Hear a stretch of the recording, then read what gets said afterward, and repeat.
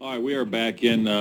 This is our Budget Committee meeting set for this morning. I'd like to thank everyone for coming. Welcome our Budget Committee and our new member. First thing we're going to do is, we've already had our Pledge of Allegiance for the BOC meeting. So what we'd like to do is first elect a Budget Committee chair. Do I have any motions? I have a Mr. motion. Chair, can we introduce Mr. Richards, please? Sure, I'm sorry. Our new I'll jump in here. Our new North County Budget Committee Representative, Wayne Richards. Welcome and thank you, and I'm glad you sat in that center chair. Glad to have you here. Thank you, Mr. Chair. We had a motion. Yes, I'd like to nominate Brad Alcorn. Do I have a second? Second? Further discussion? Roll, please. Budget Committee Member Toad. Aye. Budget Committee Member Richards. Aye. Budget Committee Member Alcorn. Yes. Budget Committee Member Boyce. Yes. Budget Committee Member Pash. Aye. Budget Committee Member Gold. Aye. Motion carried unanimously. Unanimous. Mr. Alcorn, you're the chair. Change All right. seats. Might need an agenda. Do you have an Running the agenda? meeting now. Do we need to change seat? We don't need No, you don't to. have to. You can stay there. Congratulations. All right, the meeting is yours, sir. Pretty comfortable right here. Next to your agenda there, is that today's agenda? Can I Good job, take a look Eric. at that? You've done that before, huh, Harris? Chair Alcorn, since you're now the chair, I believe we have to elect a vice chair. That's a good point. You were the vice chair. I was the vice chair last time, huh? So, I'll move, if I may, Mr. Chair. Mr. Boyce? Move we nominate Richard Toad as Curry Budget Committee Chair, Vice Chair, excuse me. I'll second. All right. Jay, can we vote on that? Budget Committee Chair Alcorn. Yes or no? Yes. Budget Committee Member Richards. Budget Committee Member Toad. Yes. Budget Committee Member Boyce. Yes. Budget Committee Member Pash. Aye. Budget Committee Member Gold. Aye. Motion carried unanimously. Mr. Chair, do you want a motion on approval? The chair. I'm always so polite to you. Chair Alcorn, would you like a motion to approve the minutes of the Budget Committee meeting November 12th, Yes, that's it. 2019? So moved. That is the next item on the agenda.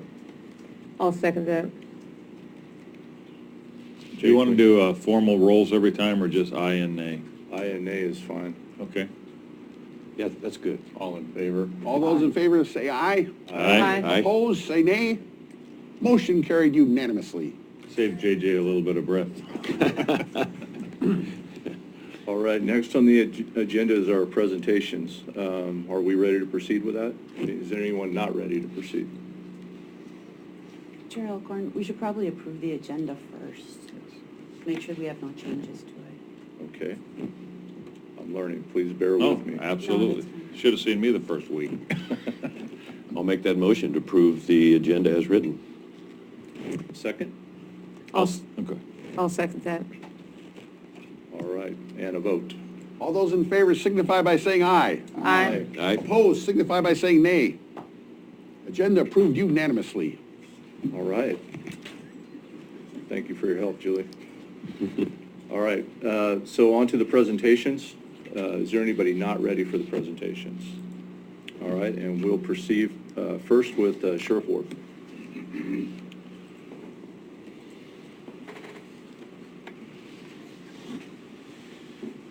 Good morning. Welcome, Mr. Richard, for the Budget Committee. Look forward to working with you and commissioners. I'll start off, this Sheriff Ward from the Curry County Sheriff's Office. Start off, last night, I kind of wasted 3 hours of my time I'll never get back by watching the presidential impeachment trial from 7 to 11, and I'm sure it went till about 2 o'clock in the morning back there. 1 o'clock, yeah, 1:30. Yeah, point I want to make is, it's unheartening to see what kind of shape our government is in, and that they can't work and get along with each other. We can do much better than that locally, county-wise, and we do. We have great support from our commissioners, and we work for a common goal. And I want to go on record as, you know, when David Brock Smith was in here, he mentioned something about the the new gun bills that are coming out, you know, locking your guns and things. And I'm going to go on record saying I'm not going to enforce any unconstitutional gun laws. It's just the way it is. So we'll get back to what we're here for. Give a presentation, I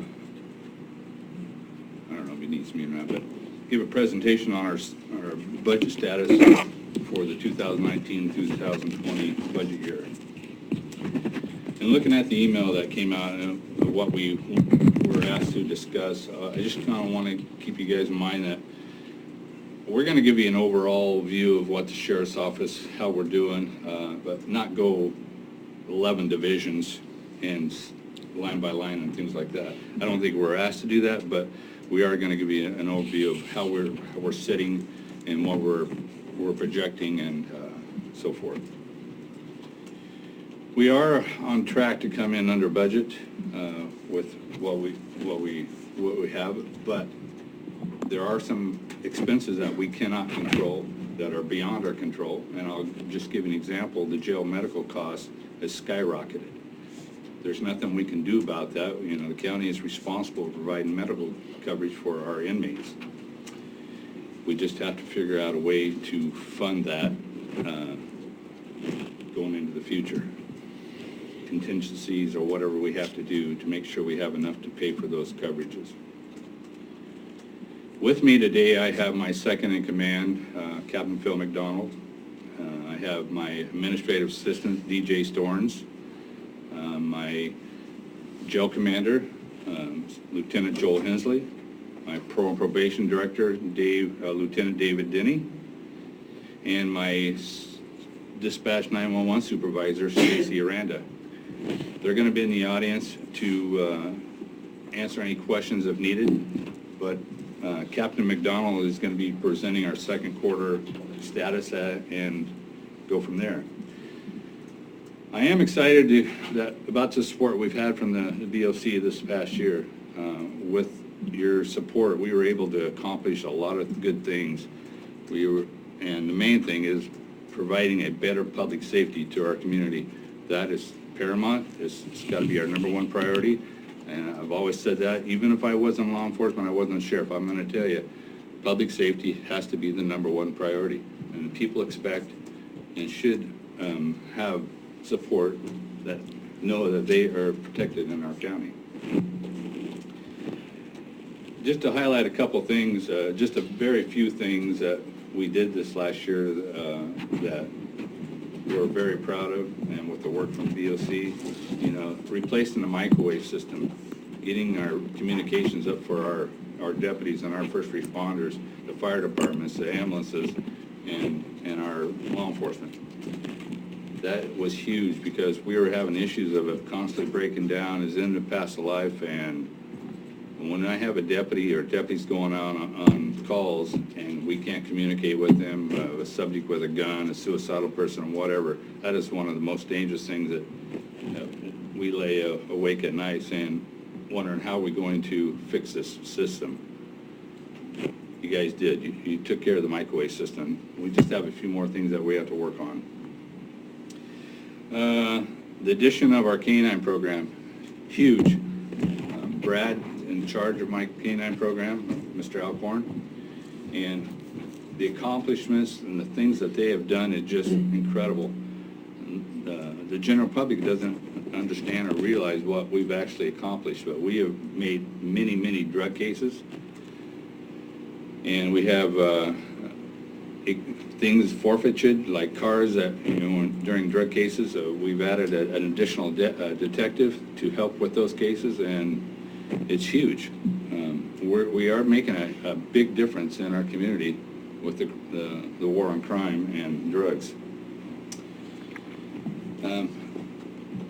I'm very proud of the people that work for my department, my office, and I don't know much what else I can say about that, but what I'm going to do now is I'm going to have Captain McDonald come on up, and he was going to give you an overview of where we're sitting and how the situation we are dealing with and where we're going from here.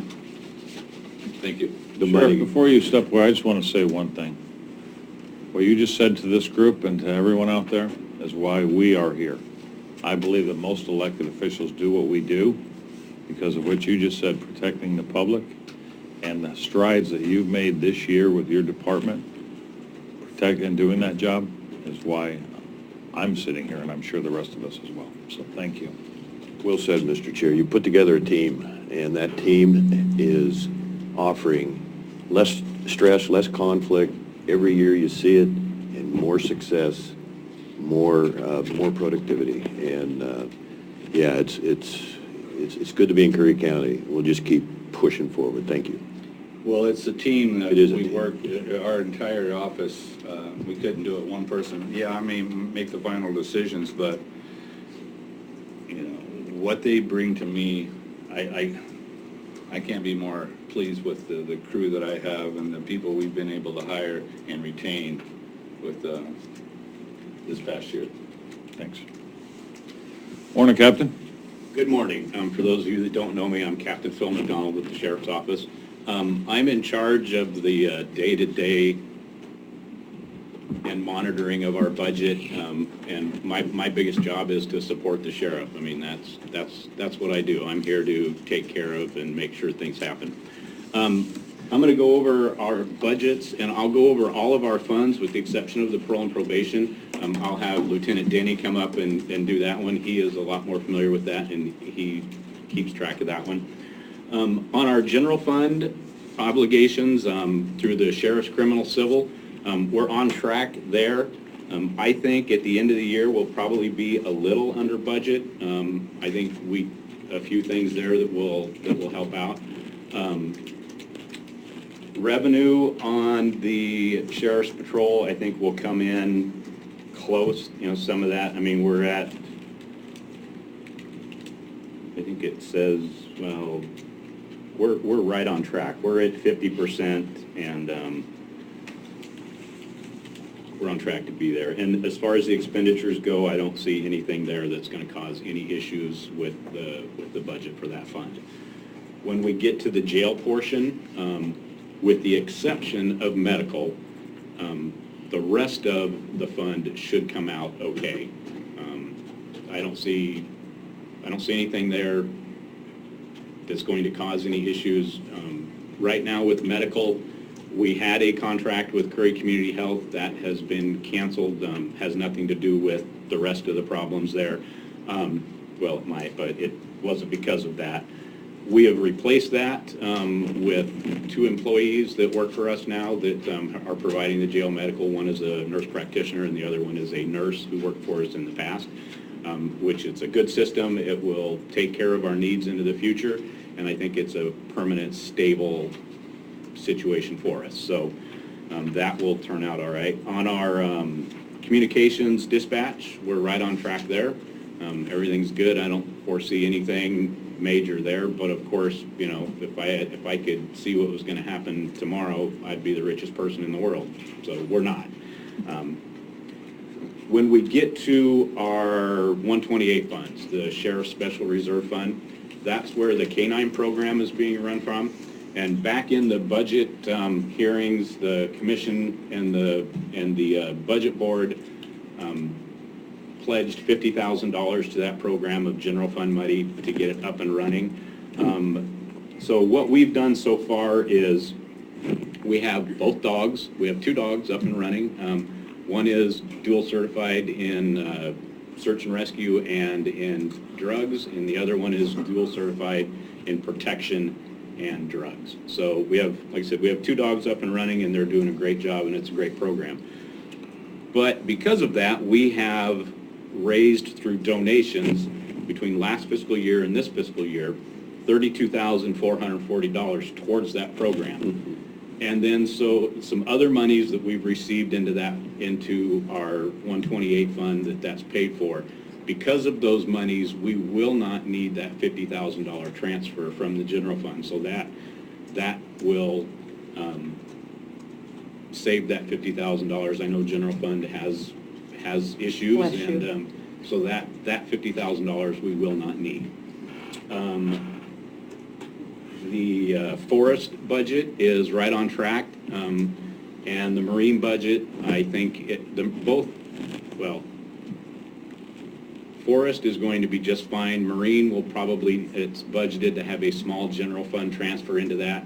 That probably will happen at the end of the fiscal year. We'll see. I mean, but just to make that one budget, or that one come out perfect. And then Search and Rescue is the other one. Search and Rescue has a budgeted transfer from general fund back to that 128 fund, and that will probably have also, unless we end up with a large search on federal forest fund, or, ground that we can build to Title III, that money, that will need to be a general fund transfer. So, but that's all budgeted in there, and so that's kind of where we're at on an overview.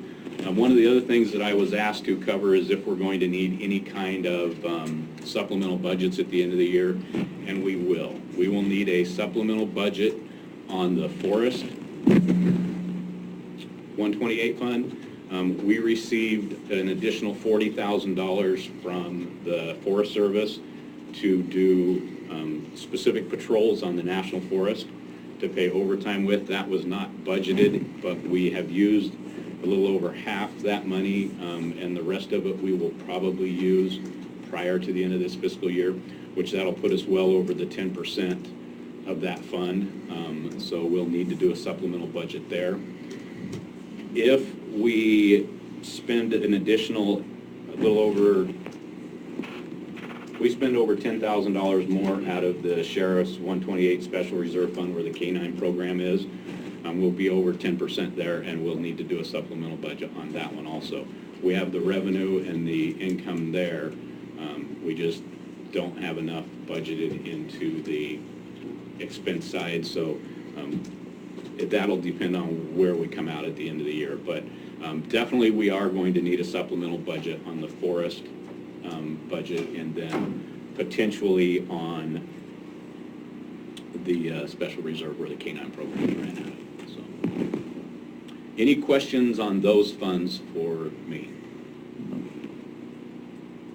Okay, and then Lieutenant Denny, if you would like to come up and take care of parole and probation. Or any other questions for Lieutenant Hensley or Deputy Aranda on either the jail or communications? No. No? Okay. We're going to have, Thank you, Captain. springtime. Morning, Lieutenant. Good morning, Lieutenant Denny for the record, Director of Parole and Probation. So kind of like the Captain said, overall, looking at our numbers, we budgeted $500,000 for State 1145 money to come in. And as I said before in some of our LIPSIC meetings, we were a little underfunded. They're trying to fix that problem. So we're actually going to be getting, when we take the money out, we put $200,000 into the jail fund to help fund the jail for beds. And we'll be coming in at about $463,000. Other than that, everything's on track. And if you look at the overall, we're at 47% for revenues, and that was as of December 31st, and I know that's not official. We did put a payment in there from the state on January 10th of $165,000. So we're actually at $458,491 for year-to-date actual. Other than that, we have justice reinvestment. We have the 15-17, 17-19 that's coming to an end, and some of those monies will have to return to Criminal Justice Commission. The new grant fund for justice reinvestment for the 19-21, we accepted a provisional, which is a 1 year, and we'll have to do a supplemental budget for that fund, which will involve personnel, rent and utilities for housing vouchers, some administrative, and of course 10% to victims assistance. Any questions? Commissioner Boyce? Thank you. You're both chair. No, I'm kidding.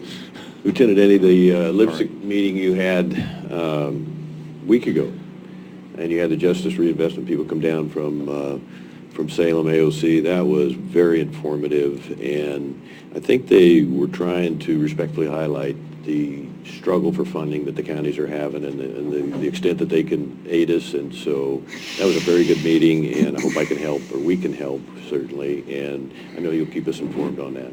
Yeah, we're going to have to work together, and like I said, they're willing to come back down to help us with some of that grant funding. Yeah, I look forward to talking to them. Thank you. Sorry, force of habit. Oh, done. We'll definitely work through all this. Any other questions for Lieutenant Denny?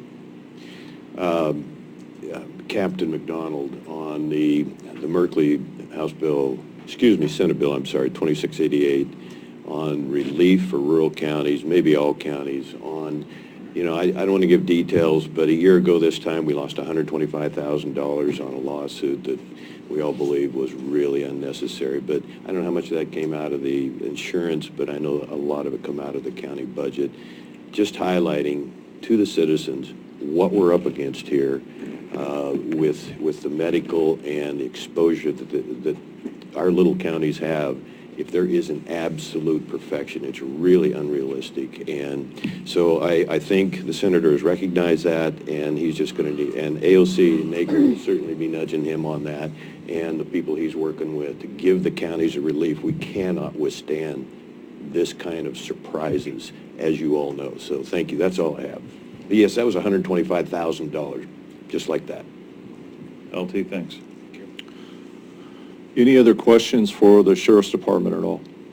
Any other issues with them? All right. I know you guys have been up here for a while. Anybody need a break, or can we continue? We usually break at about 10 or right in there, so. Okay. Why don't we go on with our next presentation then, which will be the Assessor's Office. Jim? Thanks for your Thank service, you guys. all. Thank you.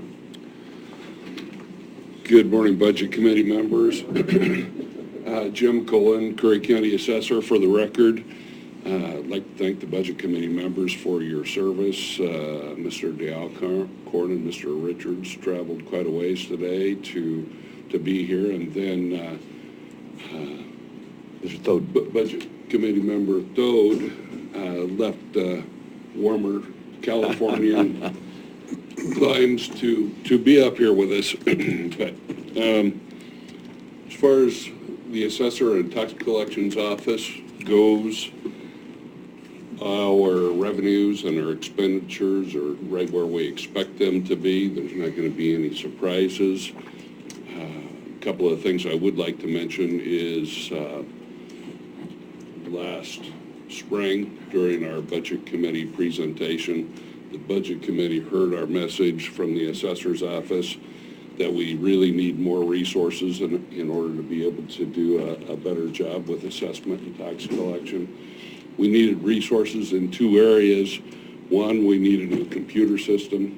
I reported to you that our IT department is telling us that our current system is end of life. We are working on securing a new computer system. We tried to do our due diligence and have been really researching two different systems. We hope to finish up our research on those at the end of this month and be making a decision on which system we want to go with early next month. And we'll begin that process, and with either system, we should be at least doing the tax collection portion of our work by this fall when we send out tax statements and collect taxes. The rest of the system, the appraisal end, that process will take all of 18 months to finish. So it's not an immediate process. We're making our decision. We haven't spent any money with that other than some minor travel to go and see other counties that are using those systems. The other place that the Budget Committee heard me was with regards to providing more resources for personnel so we can get out and get more work done. The Budget Committee actually allotted us resources for 2.5 new FTEs. 1.5 of those FTEs was contingent upon the Curry County Pilot Project making it through the legislative session. it did not. So we have not and don't intend to hire those resources. That effort is not dead. Representative Brock Smith plans to bring that back to another session. It won't be here during the short session where he's more limited in what he can do. The other position we have not hired yet. And the reason for that is because since July 1st, we actually have 2 brand-new people in our office that are new to their jobs. And we also have another 3 people in our office that are new to the job that they do in our office. We had a retirement last spring that shifted some people around, and we wanted to wait until we got those 5 people, 5 of the 7 of us, trained up and productive in what they're doing before we tried to hire another new person and go through the training with them. So we think we're about there and probably be looking to put that other position on, come in here hopefully within this next month.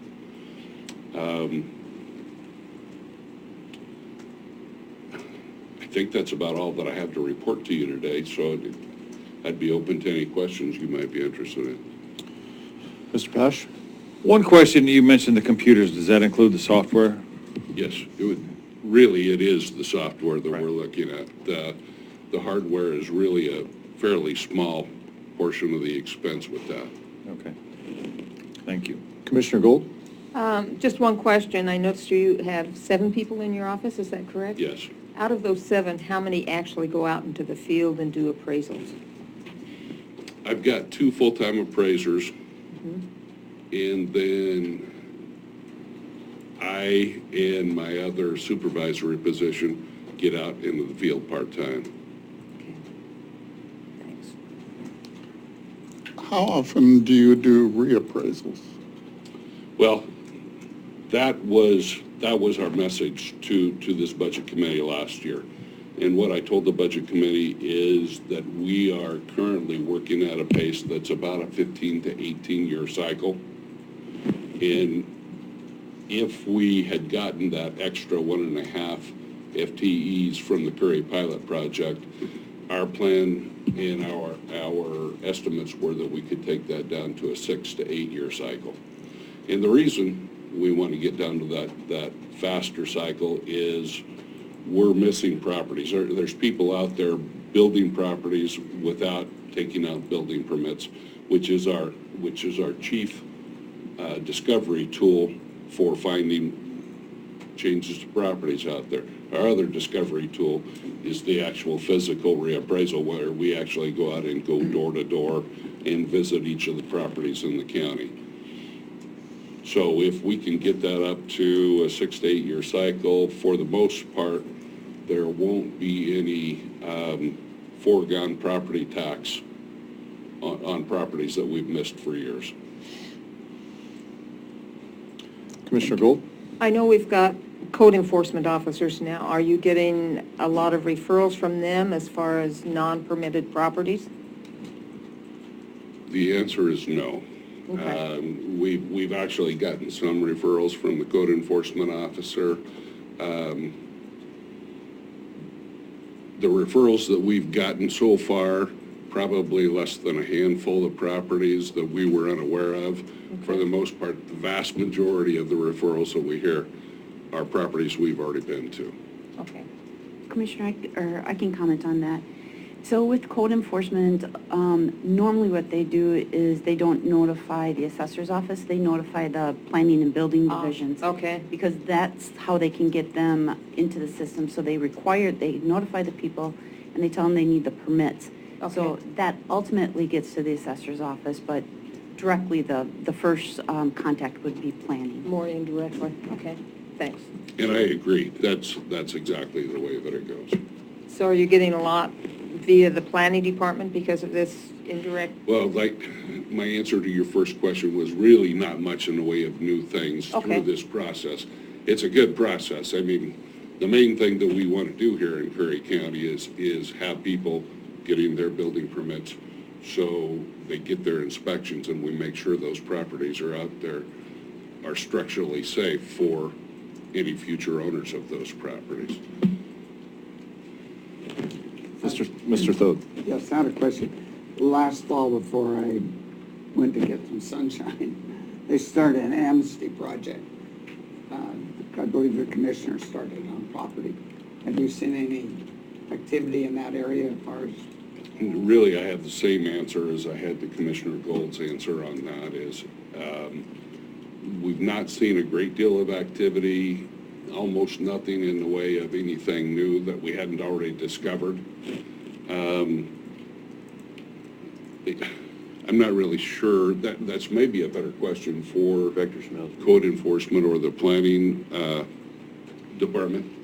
So with the amnesty program, immediately there was a big flux where people were calling to find out whether or not their projects had been permitted. So there was a lot of phone calls, a lot of activity. That first month, we also saw some new permits that where people came forward, but then it died completely off. That program is in effect until April 1st, so they do have until April 1st to try and get those permits yet.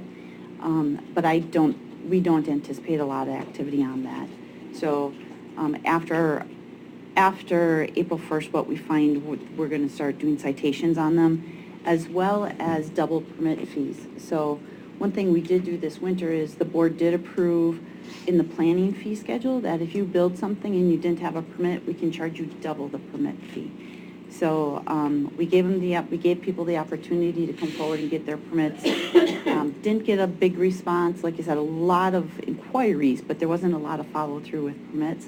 So now we'll be following up, and they'll get citations as well as double permit fees on many of them. So. Okay, thank you. The main thing with the amnesty program, at least as far as the assessor's office is concerned, is that people are aware of it, take advantage of it really, and get their permits and their inspections just to make sure that those structures out there are structurally safe for not only the current owners, but any potential future owners. People should be aware that the assessor's office has kept track of the properties that we visited that have built properties without building permits. In the planning department, it's public record, so they would have access to that if they asked for it. So hopefully people will take advantage of the amnesty program and not have to pay any more fees than they absolutely have to. I don't think that the people are out there really trying to get away with anything. I think they probably just don't understand in many cases that some of the things that they've done require building permits. Commissioner Boyce? Wait, I don't understand, because some of the presentations you had have been very informative as far as turning garages into two-story homes, and so I think some of the people are aware, and that's why I have to justify, have to justify to the citizens why we're spending money on code enforcement. Obviously, there's a lot of spokes in that wheel of their responsibility, but finding the people, and that's why this amnesty program, I think, was really very good and a good effort, but we're trying to give them a chance to do what their neighbors are doing, and running this government is very expensive. So I didn't mean to make more of a comment than a question, but just referring back to your presentations, I think you've done a good job getting the word out that, hey, you need to come in and get your permits. Yeah, actually, it's not the assessor's office so much that has tried to get that word out, that Sure. you need to come in and get your permits, because it's not the assessor's department that deals with the permits, the permitting process. And you're absolutely right. Certainly, there's people out there that are building new They're cheating. housing structures that understand what they're doing by not getting building permits. There's a lot of other structures. I think in many cases, when people do a simple remodel of, say, a garage to make it living space, they may not actually be aware that, Okay. that permits are required for work like that. Not having worked in the building inspector sector myself, or walked a mile in their shoes, I couldn't tell you all of the things that require building permits, other than we see a lot of the stuff that people do get building permits for. Assessor, I have a question. With the new software, is that going to be cloud-based, or will it affect our servers and we'll have to budget for additional servers? We have both those options. Okay. Commissioner Boyce, we just had Planning Director Crockett come in. Did you want to contribute something? I can add to the amnesty program issue. Great. Thank you. Just really quick, what we're finding is that people come in, they don't say they're coming in because of the amnesty program. They come in and they tell us that, well, they've already built something and now they're going to get their permits for it. So they're kind of shy. They're not real open about what's going on. We're seeing of existing buildings already built and they're coming in to ask for permits. We're seeing about 1 or 2 a month. There aren't a lot, but that's how they're coming in, kind of discreetly. Very helpful. Mr. Thune. When you have someone that comes in and applies for a permit, what's the process to get the information to the assessor's office? Is it automatic when? Yes. I don't understand how you're doing your process. How the process works. Well, the first thing is they get a planning clearance. We review it. At the same time, they're usually applying for a building permit. All the building permit information is turned over to the assessor. So they readily get the information. Thank you. It's when the permit is issued that the assessor gets it. Counties I've been in before, you was talking about a 15-year reappraisal thing. They're doing like a 4-year. And what they're finding out is they're finding out about new build. The remodel thing is not an issue. New buildings are. But they're finding out within 4 years, instead of like you folks, 15 to 17 years, and look at the taxes we're losing. Yeah, maybe I confused that. When a person takes out a building permit, we get copies of those every year, and we get out and get all that work picked up. So we are actually, when people are getting their building permits, we're getting that every year. But the reappraisals are not. The reappraisal cycle is much longer. Yeah. I have one quick question. Is it code enforcement that actually issues any citations? Yes, that is true. Is there anyone else that can issue a citation if necessary? Is it only code enforcement? When it comes to building and development projects, it would just be code enforcement. Okay. All right. Commissioner Pash. I believe a building inspector won't sign off on a particular thing if someone's not doing, building whatever it is to code. They just won't sign off on that. Okay. That's correct. So they can't get a final. Okay. Are there any other questions? All right, thank you very much. All right, thank you. And let's take a 10-minute break. All right, so we'll be back at a little after 10:10. And we will continue with County Clerk Renee Kolen. Good morning, Budget Committee. Renee, for the record, Renee Kolen, Curry County Clerk. This is Shelley Denny, our Chief Deputy County Clerk. And we are going to have a quick overview of our budget like you've asked.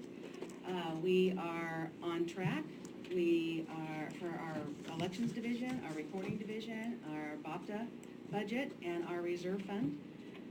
We are conservative on our revenues, so we usually make our revenues, and we are on point for our revenues, and our expenditure is online. We don't have any supplemental ideas or issues, except that during our work copies at our budget last session, somehow we omitted our postage line item.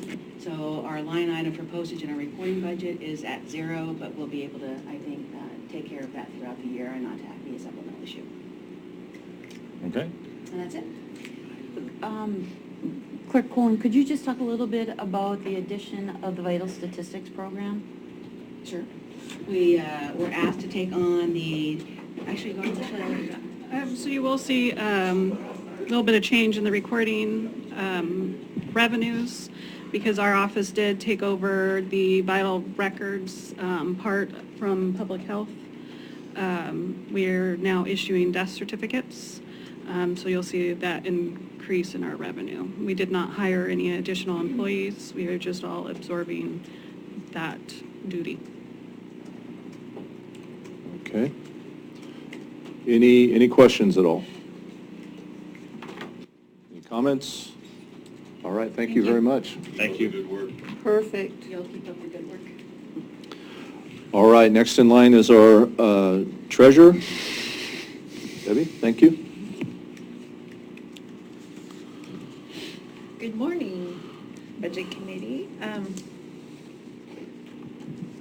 So looking at my budget, it's pretty cut and dried and I haven't overspent on any line.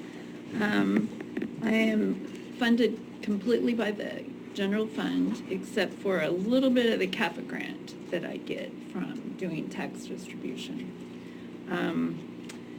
One of the main changes I'm looking at making for this next budget cycle is adding a 0.25 employee in my department.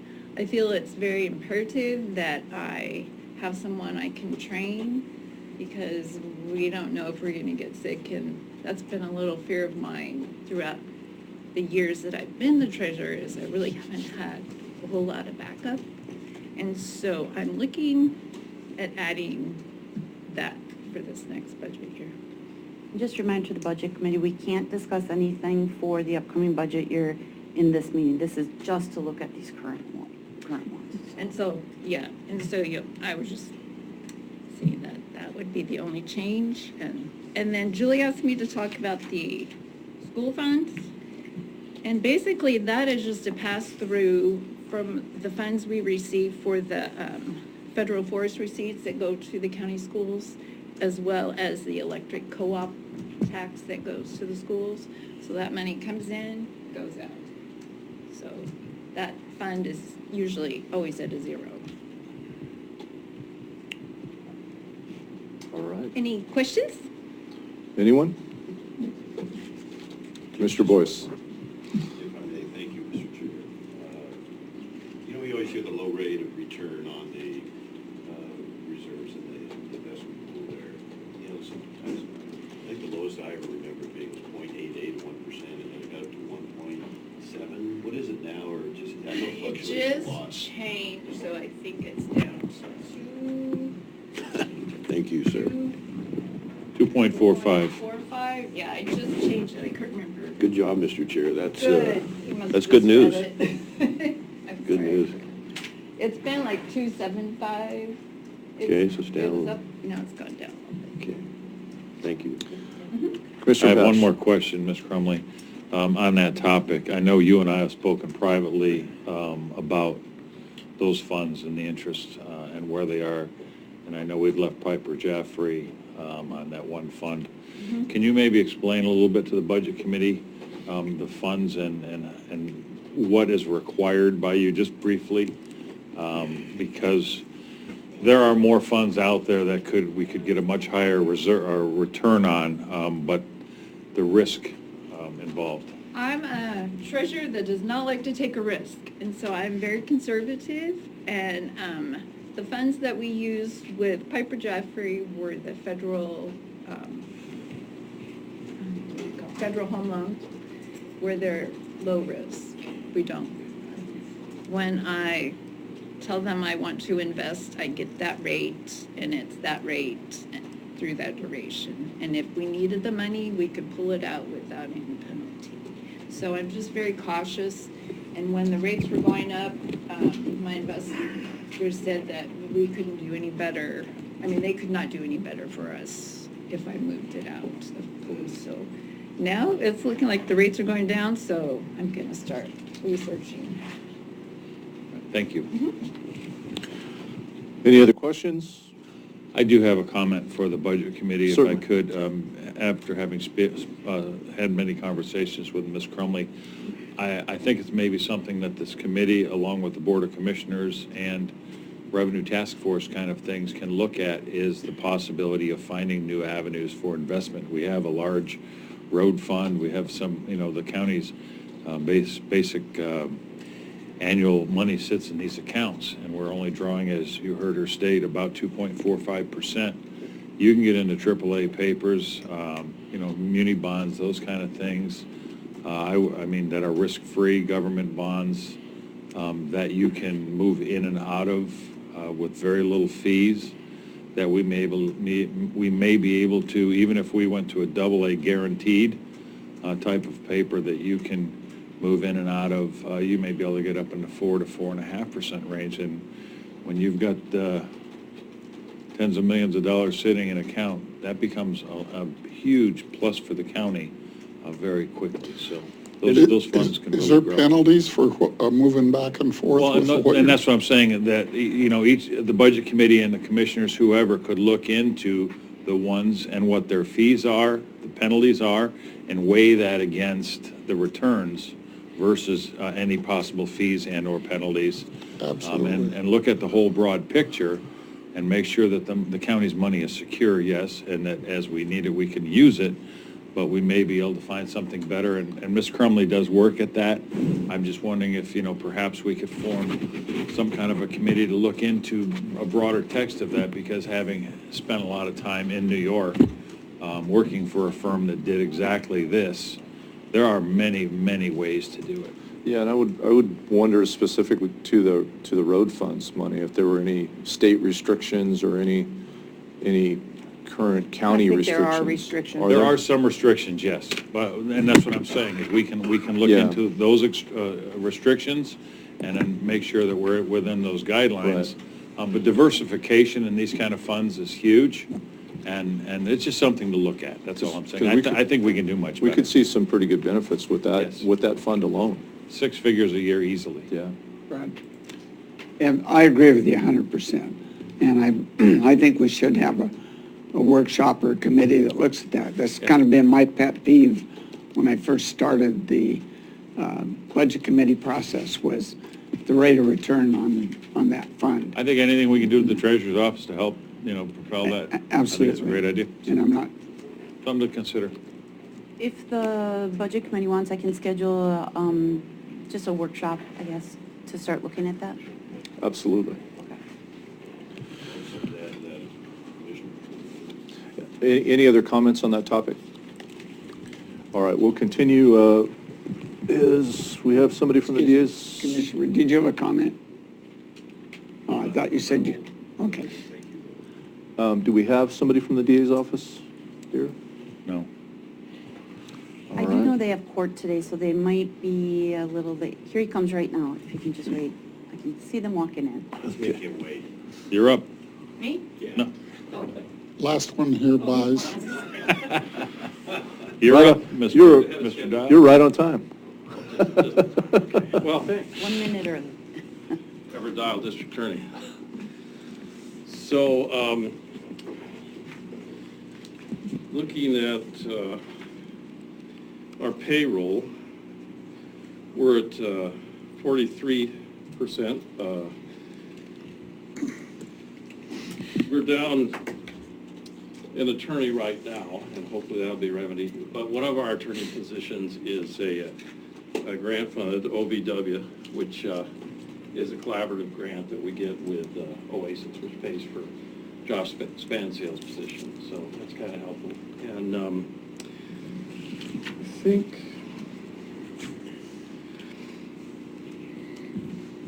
as far as the line items go, I think we've got a budget of about $45,750, and we're at $33,241. But it's always high on the front end, because that's when we have the DA conference and we have all of our dues are due then for the DA.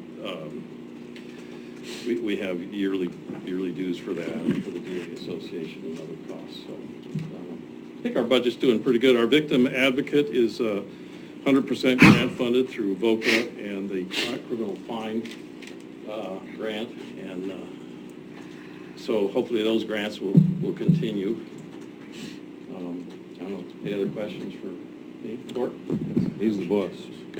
Commissioner Boyce. He's intimidating. Yeah, you can be that way. And you're not. Would you mind bringing your staff that kind Sure. of showed up today and Sure. introducing them, please? So, Josh, why don't you start?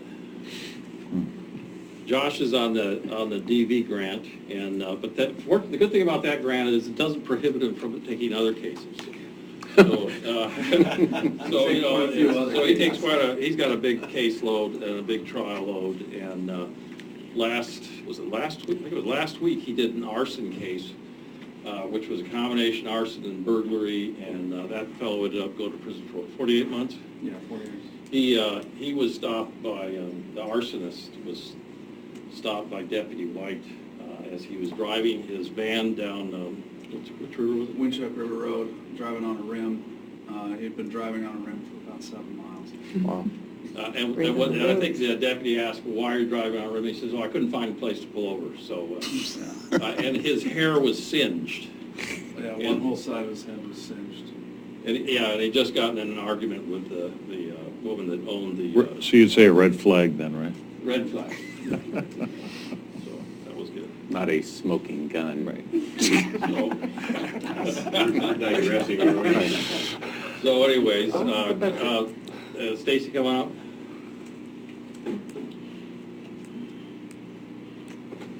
Stacy's the one that keeps me out of trouble. Stacy DeLong, my office manager. Barely.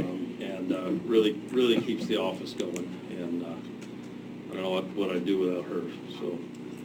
You bet. Go ahead, come on up.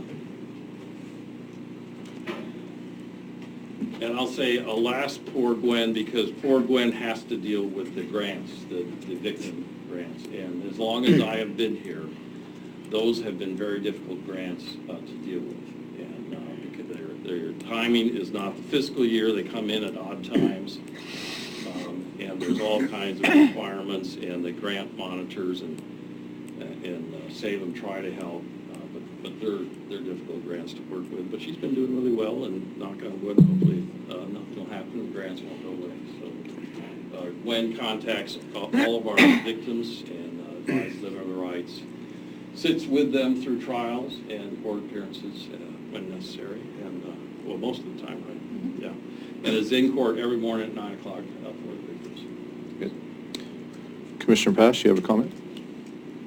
Congratulations on your retirement. Well, Thank you for your service. Congratulations. Thank you. Thank you very much. Thank you for your service to the county. I have a comment. Yes. Recently, I had an opportunity to deal with your office where I was assisting a Gold Beach officer take a subject in custody, and he kicked me in the process, but you were able to resolve it and get him on probation for 18 months. And I was pleasantly surprised to see the follow-through your office did with that. Well, thank you. Appreciate that. Yeah. Any budget questions? Commissioner Boyce. No, it's not a budget question. We are really going to miss you. Well, thank you, Court. It's been a pleasure working with you, commissioners, and I appreciate all your support. You're a great kind of Thank you. man. Yeah. Do as much as we can within the system. Amen.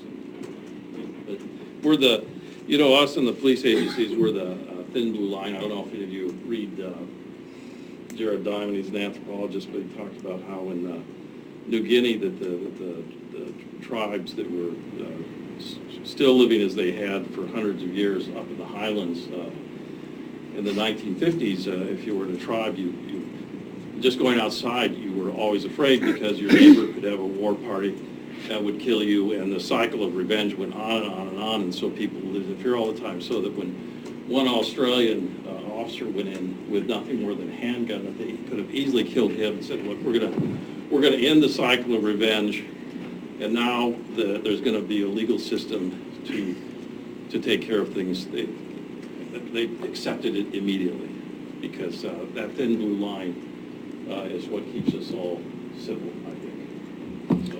It sure is. And we all thank you for your service. Thank you. Well, thank you, gentlemen. Thank you. Thank you.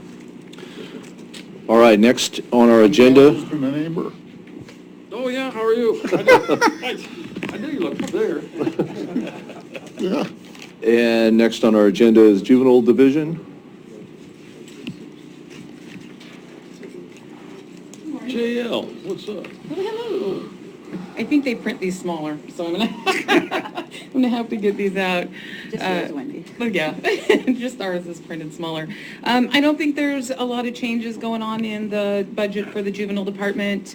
In revenue, it's taken us about a year, but pretty exciting that we just had the Oregon State Park sign a contract for community service. I know last time I'd talked about that was kind of a goal and a dream we had, and it's actually been signed. It's at Salem right now, so hopefully this spring we'll actually start doing the work there. They have several parks along the coast that we'll be doing some work in. And they don't want us just doing work. They want us to bring kids in, and we're going to learn to build bridges right alongside their employees.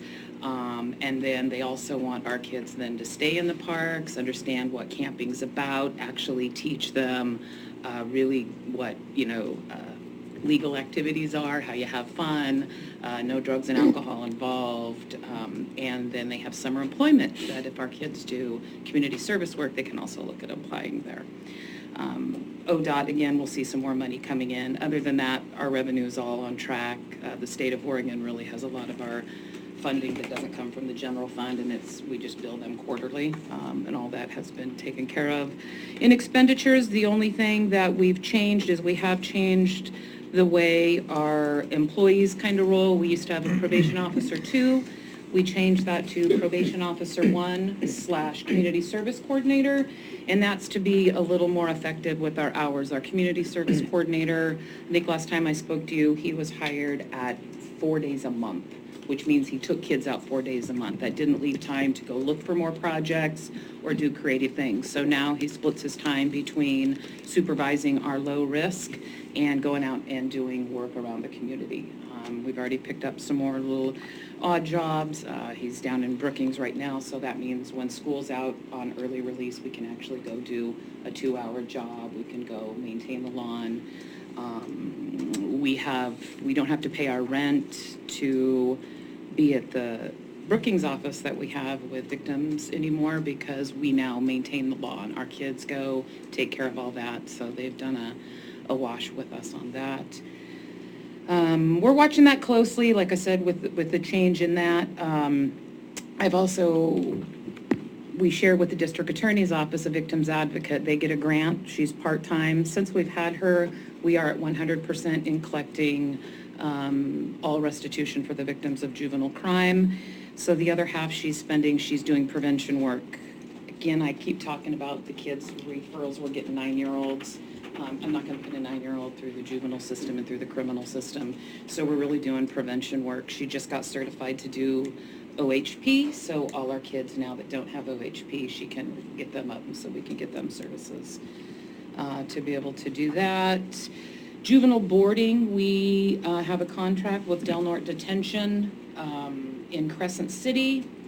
It's $20,000 a year. If we use the beds or don't use the beds, we still pay the $20,000. They have been an excellent partner with us, but we all are looking right now at Josephine County. Josephine County has put some things in place where if we don't use the daily beds, that we can use it in any of the programs they offer. They have like a 30-day program.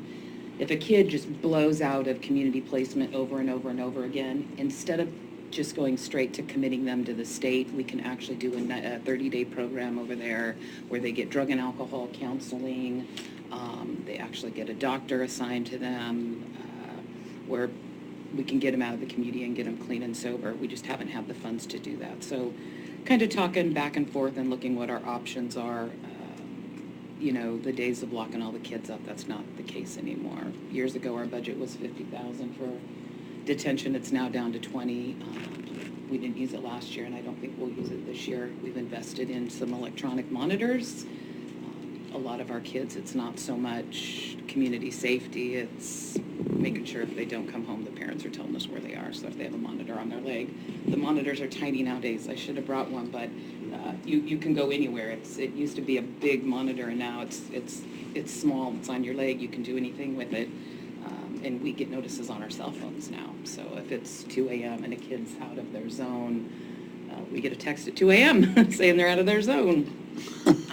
But that's just, it won't change our budget. We're not gonna go over, it's just there. One thing we put in our budget was the $12,000. We are in need of a new transport vehicle.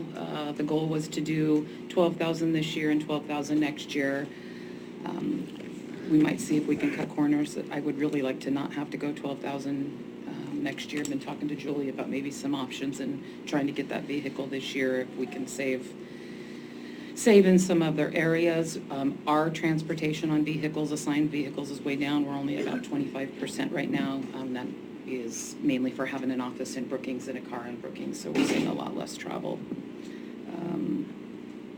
Postage is a pretty small line item. We probably are going to go over. It's Oregon State Police has new requirements for fingerprint cards, but we're talking maybe $60. And I think I covered Veterans Internet, but other than that, we're totally on track, and like I said, hopefully we'll save enough money to maybe help with the vehicle. Yes, Sue? I just have one question about the beds. How many times have you actually used the beds in Del Norte County? Well, we use them all the time right now. Like 2 weeks ago, I picked up a kid at 3:30 in the morning at Brookings PD, and we take him straight to Del Norte, and I think we had a tow, I think he was there maybe 5 days. I have another kid that just got out that was 5 days. The nice thing about a guaranteed bed is just that. When we pick up a youth at 3 in the morning, that contract guarantees me that even if they're full, they will remove one of their youth to put one of our youth in there. So it's pretty valuable to give that up. Because, I've sat out here before with a kid in my car from 2 in the morning till 7 when we could transport, and it's definitely not ideal. In my talks with Josephine, though, the services they offer are pretty amazing. Not only that, it's Oregon, and when we go into California, we kind of have some weird laws when we go into California. Right. So I think we have to look at that whole thing, but Josephine County is, they're willing to maybe even meet us halfway. Our only thing is those 3 winter months. I'm not comfortable with myself or any of my staff heading over that mountain at 2 a.m. if the weather's bad. It's just not worth the risk, so that's where we need to be creative. But they have Polycom. Our kids can appear, over the video in the courts. So really, the only stickler is that winter time. What do we do if we have a bad road situation? And Del Norte would be a backup, but if they're full, if we didn't have that guaranteed contract, we wouldn't have a guaranteed space. So pros and cons to it, but I think it's worth at least looking to see what our options are. We pulled out and went to Douglas County a few years ago. Del Norte wasn't sure they were going to be able to stay open. And we did Douglas for about a year, and the Douglas facility is amazing, but the transport just killed us. It's all day. It's an all-day transport to get a kid over and get back, so. Could you make that contract, say, half of that, since you don't use it that often? I think we have a lot of places to negotiate. In Josephine County, we spent, I took P. O'Neill and myself went to Josephine County. They recently finally got their funds to reopen all their facilities, their law enforcement levy and all that. And so we did a tour. And they're a pretty helpful partner. They're sharing some ideas with us and where they're finding money. And they've just reopened their entire juvenile, it's a whole block, their whole juvenile justice building is an entire block, court, everything's in one location. And they want it to be used. They want our kids to be able to do a 90-day program or a 30-day program, even 2 weeks of getting clean and sober and that type of thing. So I think they're really open to talks about what we can do. Well, that might give Del Norte some impetus to lower their costs. Exactly. Yeah, even if we could drop it down to 10,000 or something. I like competition. And look at other funds. And Del Norte's they've been really good to us. And again, it's nice that it's a half hour away. And the Sheriff's Department, they just recently, Captain McDonald now, if one of their deputies picks up one of our youth at 2 in the morning, if it's the Sheriff's Department, they will transport for us. Because the reality is, by the time I get up, wake up, we're not 24/7, and get a car and get down there, they could drop the kid off and be back quicker than we could get down there.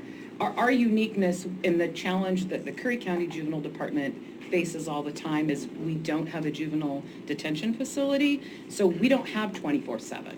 The bigger counties, on-call means you might take a phone call. It doesn't mean you're going to transport. It doesn't mean you're going to sit with a kid, but it's just us. It's the employees. We all take 1 week a month, and we're that on-call, but we don't have a place where kids can be booked and released or fingerprinted or sobered up before they're released. So it's kind of, that whole detention thing is something we need to be careful with. But. Okay. Commissioner Boyce. Thanks, Chair. Retention center, that would be a long-term vision for us. But how would you structure that if you could? What would be involved? I don't know that we would ever have the population, because I met with Coos County also. Coos County let theirs go also, and they go to Douglas now. Okay. Having to staff it 24/7 is the hard part. And that's what Del Norte was even facing. Del Norte ended up shutting down one of their facilities and ended up bringing staff in because they just couldn't have the staff to do it. But I just don't know that we would detain enough kids. I mean, we were at 200 beds last year, and I think we used about 160 total. So I don't know that we would, I just don't think we have the numbers unless Coos, Douglas, Curry, but we're still looking at the transport part. But, so I think if we could help some of our partners out, like Josephine or Douglas or something like that, it would be a good thing. Find resources. Yeah, for sure. Just how's the new office? Thank you.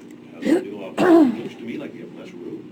We do have less room. We're being creative. We're hoping, the last thing we need is a security wall. And they've had to, I guess there's all kinds of new requirements for the building codes, and we need metal posts. So Eric's getting things ordered, but our problem right now is we have the kids.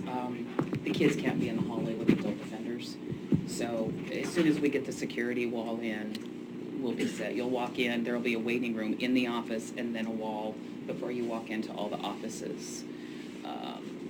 But it works nice. It helps save us time too, because if there's only one person has to be in the office, we're all in one location. I will not have to use any more irregular money whatsoever, because there will always be a PO in Gold Beach, and there will always be a PO in Brookings, and any staff can cover our entire office, so. And just so the budget committee knows what they're talking about, is the district attorney needed more space. So juvenile volunteered to swap office space with the district attorney. So the district attorney was able to meet their space needs. And then juvenile ended up going in a smaller area, but they're doing what they can to make it work.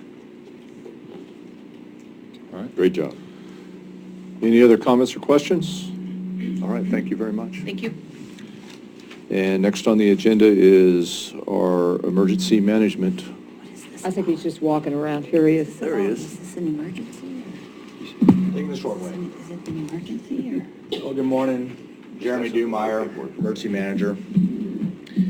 So, in looking over the budget, for the most part, it's on track. Talk about some good things and bad things. So the good things are, did not anticipate for this budget, received a grant from State Farm for the Good Neighbors program. That is covering $6,000 of training needs for my community emergency response team training. I actually have a scheduled training coming up in February on the 21st and 23rd for anyone in the public ages 12 and older. So that was a great benefit. On the flip side, my office is now under community development, and what was not forecast at the time the budget was done last year was that I would have administrative fees. And so those fees in the personnel side of my budget will cause me to go over about $8,000 in personnel expenditures. Nice thing about being a department of one is on materials and services, I can save enough to not go over the total budget. Again, half my budget is grant funded. Actually, this year it'll be more than half. So, generally speaking, on track for everything. Like I said, the personnel side of it's going to go up just because of the admin fees. As far as what's been accomplished so far this year, we've actually done quite a bit with the community education. We had the Preparedness Expo in Gold Beach. It was the first time that I'm aware of that we had a singular event where we invited the public to come and visit with 22 different vendors regarding preparedness. We had quite a bit of engagement. Over 250 people came to that event. We passed out emergency go bags as part of that. Had some great guest speakers. In fact, I recognize one of them here today in the crowd from Reach Out Worldwide. So that was a great opportunity there. I've been trying to make some investments in technology upgrades. I brought with me one of those ancient pieces of equipment I had in my office. So in my office, when I took over, there's a lot of things that were there that are just antiques. So I inherited 6 of these. Now, for the layperson at home, this is not a cell phone. This is a satellite phone. What's really neat is I have 6 of these in my office, and the sticker, 1999 Qualcomm Incorporated, printed USA, September 1999. Not a single one of these worked. So I made that investment in my office. Instead of buying sat phones, which these are $1,500 to $1,800 a piece, plus the contracts, which are ungodly, I purchased a satellite hotspot. So on my vehicle, I have a little device that I just flick a switch on. I can connect 6 of my cell phones. If anyone wants to tie into that. 6 cell phones can tie into it. My laptop computer, I have data, text, voice capabilities, and I can have that 24/7. Nice. So, and it's actually cheaper. That unit costs less than one of these. So that was a great purchase for my office. One of the things that's going to come up, my vehicle, by the time we're done with this budget year, I will be at approximately 163,000 miles on my vehicle. So it's coming due. It's already caused some issues this year. I had to take it out for service for a full week for the cab to be removed from the chassis in order to repair some mechanical issues. So it's going to be an issue coming up. I don't have any reserve funds.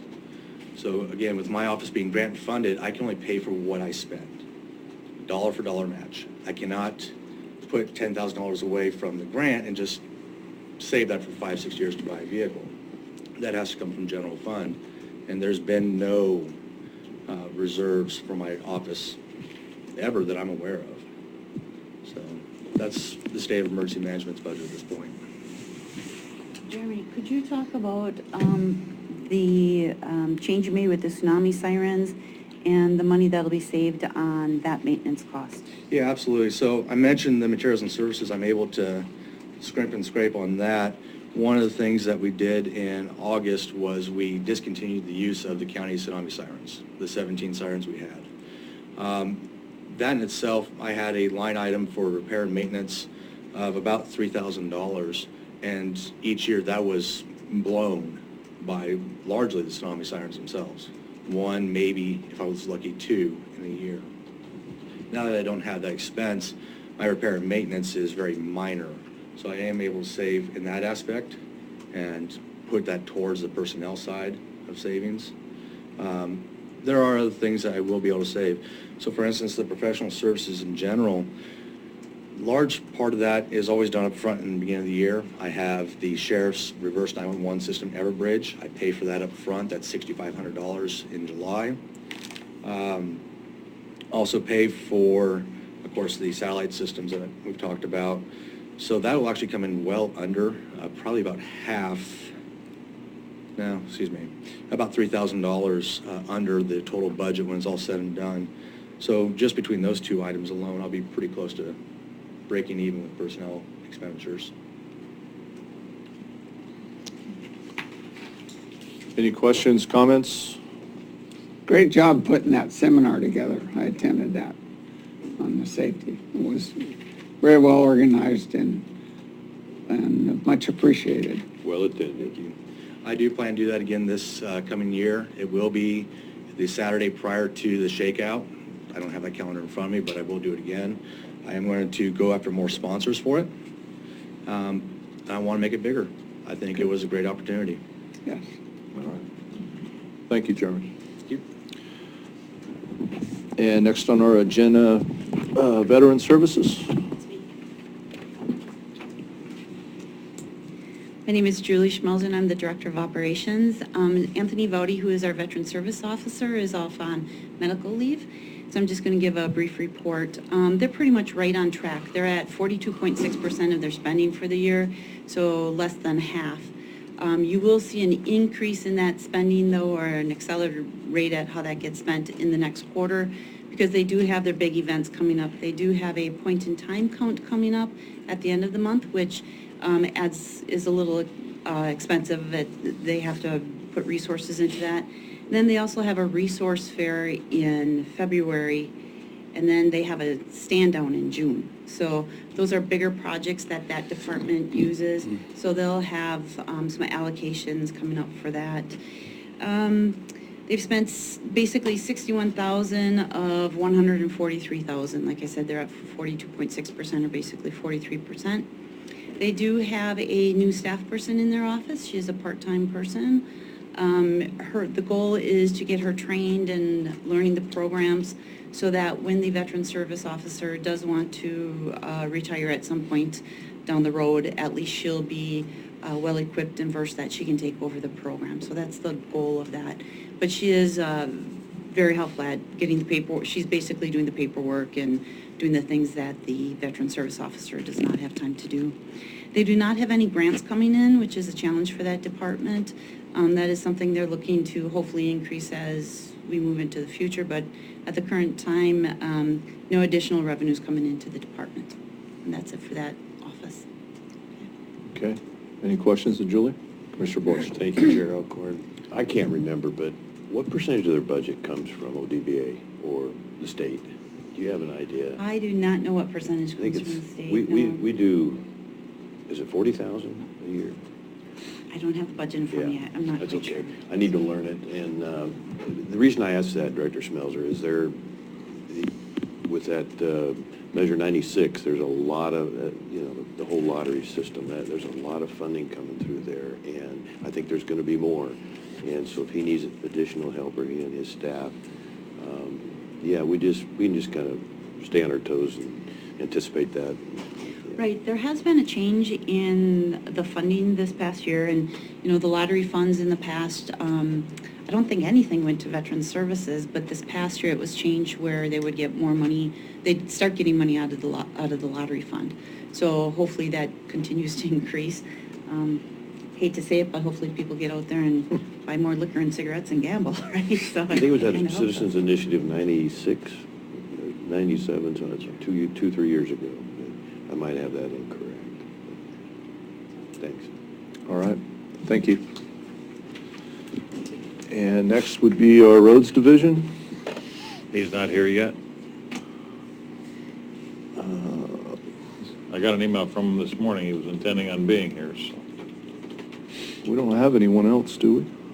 Facilities, I saw him. Facilities is here, yeah. Okay, we can do facilities next. You step out in the hall and grab them. If Summer's in her office, you also ask her to call Richard. Julie, would you ask Summer to call Richard and find out where he is? Right here, sir. Hi there. Morning. I'll just start off with a few quick notes. First thing, good morning, Commissioners, Budget Committee. Some of you may or may not know me at this point. My name is Chet Brewer. I'm the Assistant Facilities Maintenance Director here for the county. I guess your current Facilities Maintenance Director has given me the task this morning, although I have received minimal training and knowledge required for this position. For the Director in the process of his succession, I'm happy to have this opportunity to engage you all with my understandings of the budgets. Working off my notes today that I have received in the last week, I would like to briefly touch on a few points that I feel worth mentioning, that I've been made aware of, I'm sorry. Please bear with me, this is the first time I've had to do this. On best practices, although I was told that we have no revenue for this department, I would like to propose in the upcoming Facilities and Maintenance Director that the focus on seeking grants and or leveraging funds and partnering other jurisdictions to become priority.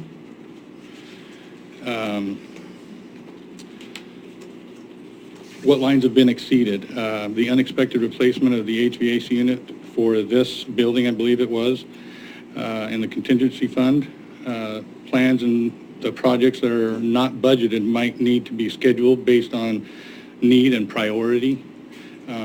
Departmental forecasting would, I think, help keep project turnaround short and maybe more cost effective. And then just one more quick note. I feel preventative maintenance would help us in keeping costs down and damages minimal to the asset and infrastructure of the buildings that we currently own, like the current situation of the Kolen building here across the street, where the resource center, I believe, is who's in there, or the title. The Veteran Services building in Brookings, with the majority of the siding missing. Deferred maintenance, and the dilapidated condition of the CTR building, as I understand, located in Port Orford.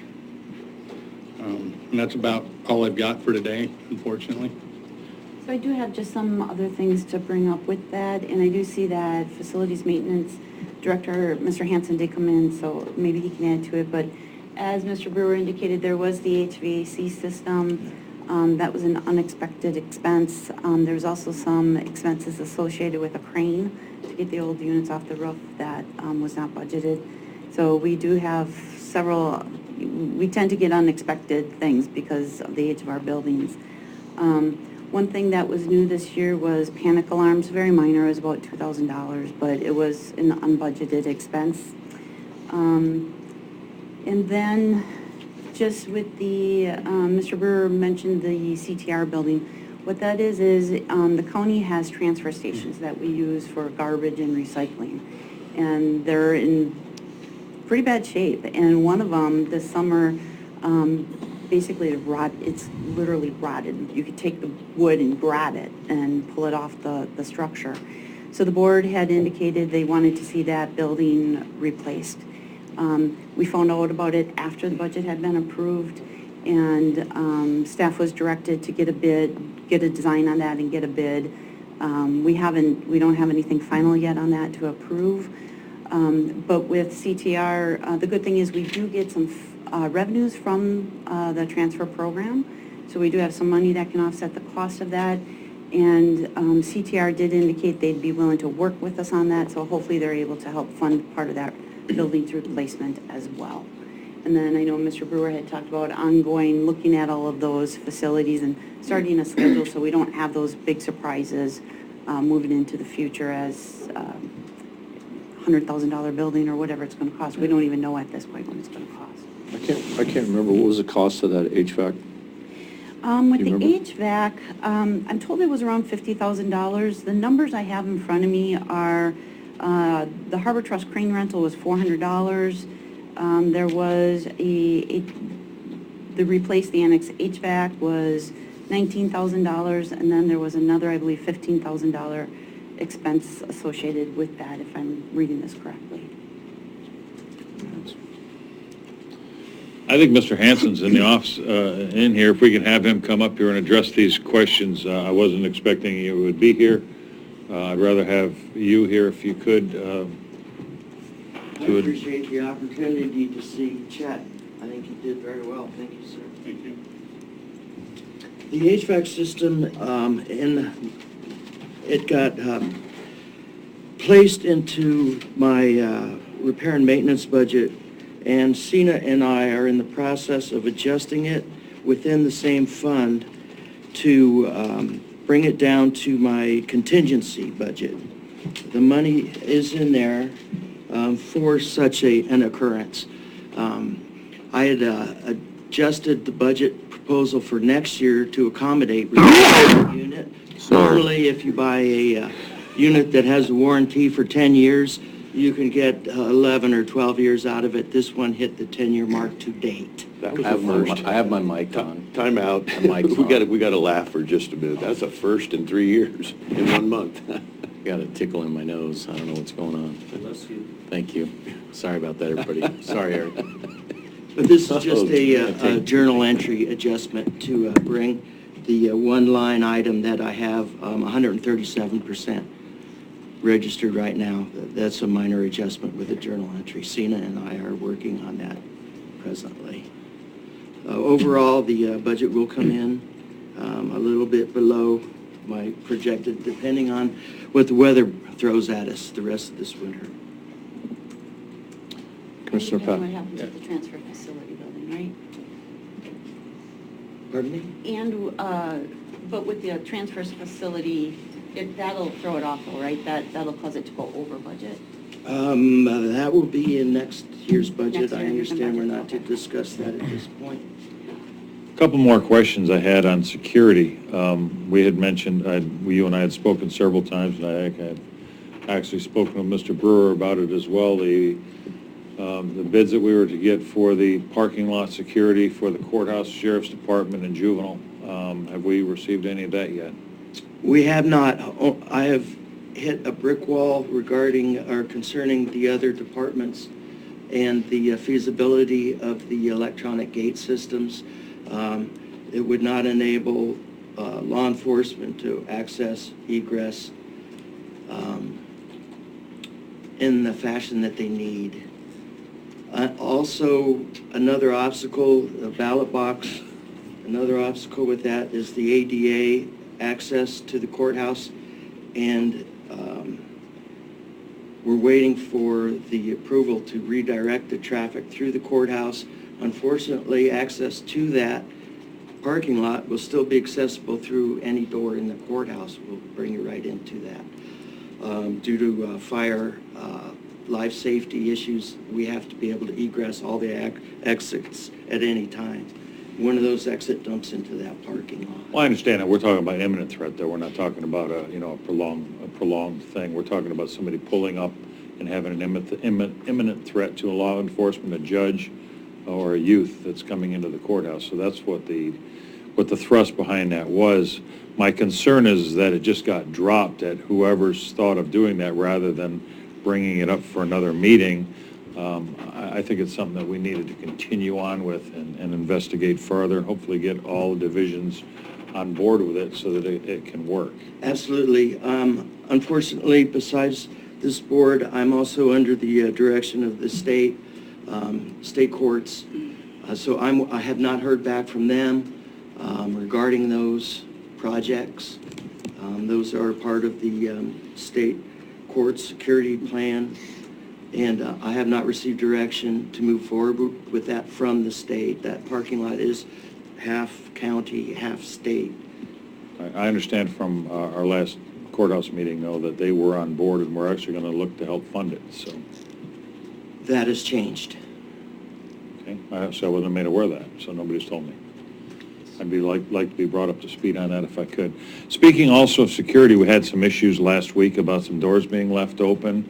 You said the new electronic systems that are in here. How did that happen, and how are we dealing with that?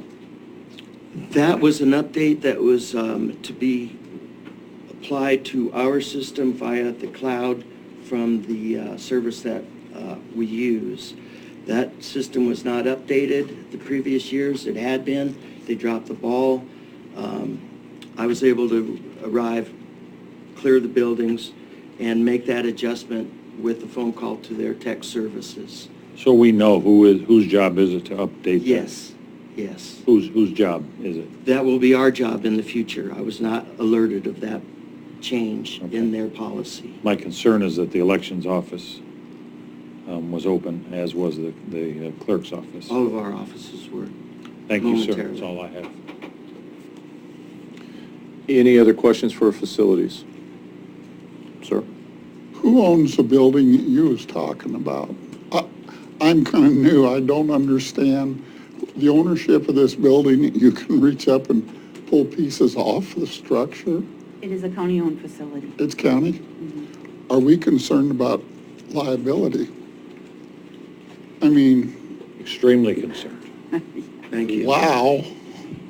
Extremely concerned, and that's why the board had approved it without it being budgeted. They approved the project to proceed, but like I said, we don't have a bid on it yet, but Yeah, I think one of the big concerns is it'll collapse on a truck or somebody when they're out there working. Absolutely. Okay. I have one question for you, Commissioner Pash, regarding, there's been some discussion, I take it, about security, facility security. What was involved in that? Basically, we're looking to find a way to fence the back parking lot, basically where the sheriff's, the side parking lot here, to fence that off and put an ingress and egress gate at both ends of that parking lot. Not only to protect the sheriff deputies coming in with someone as an initial point of contact, but also judges and youth. We could get them down into that area. The gates would close behind them. A youth wouldn't have to be seen in public, and just kind of to help protect that. And just to have a bid to close that back gate, or that back area off with some kind of a gate system at both ends. And was there anything included regarding security at the actual courthouse? I know recently not too long ago, I was on a jury or involved in the jury selection, so I participated in that. And I was very surprised at the lack of security at that specific facility. Yeah, we have, the board has dealt with that already. The sheriff has come over and we've talked about it, and there are plans in the very, very near future to get that door moved into the front and have it secure, have the courthouse secure. And that would fall under facilities, correct? Part of that would. Regarding funding for it? Part of that would, yes. Okay. What would the other part be? Sheriff's Department, they've already got a metal detector. They would have to supply a deputy, the fence and all that kind of stuff through their budget. Okay. We're gaining. Yeah, no, I was just curious because there's a strong need for that. Absolutely. There's a strong need for that. So if I may, where does that project stand now? The double gate, the entrance and exit? So did I hear you say the state has changed their mind on that? Yes, I have not received authorization for any funding from them, and I have letters from the clerk elections regarding the box. There are many obstacles. It probably won't happen in the next 3 months. I have already spoken with Gold Beach about that, and all we have to do is move that box from one side of that to the other side right under that pole and paint the sidewalk there white, and you can move the elections drop box about 12 feet. People could just still drive up and drop their election ballot in it. I got yellow paint. White paint. Well, It has to be white paint. I'm sorry. I wasn't aware of that. Already looked into all that, sir. All right, thank you very much. Thank you. And we can move forward in the agenda. Why don't we go to Parks next?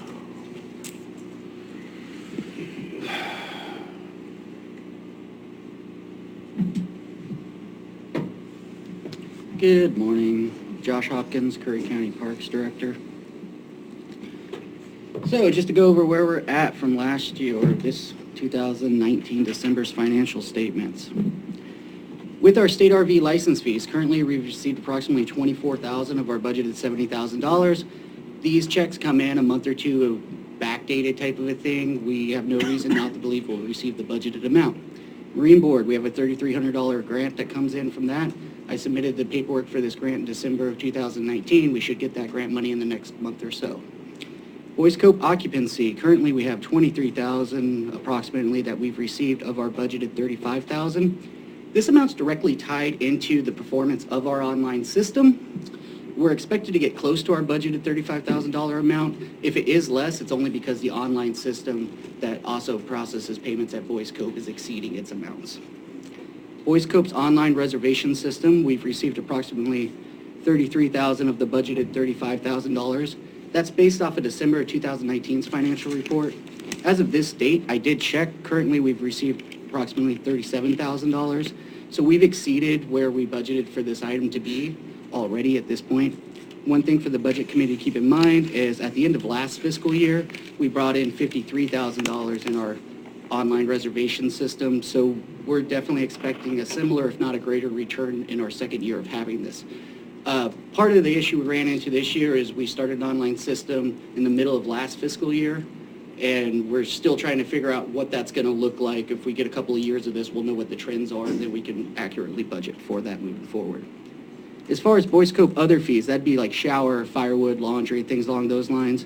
We've received approximately 3,200 of the budgeted 5,000, or sorry, that's the wrong amount. We've received approximately 3,300 of the budgeted $8,000. I do not expect to actually meet the budgeted amount, and this is due to firewoods being processed on cards on site now. I look back over several years worth of past financials.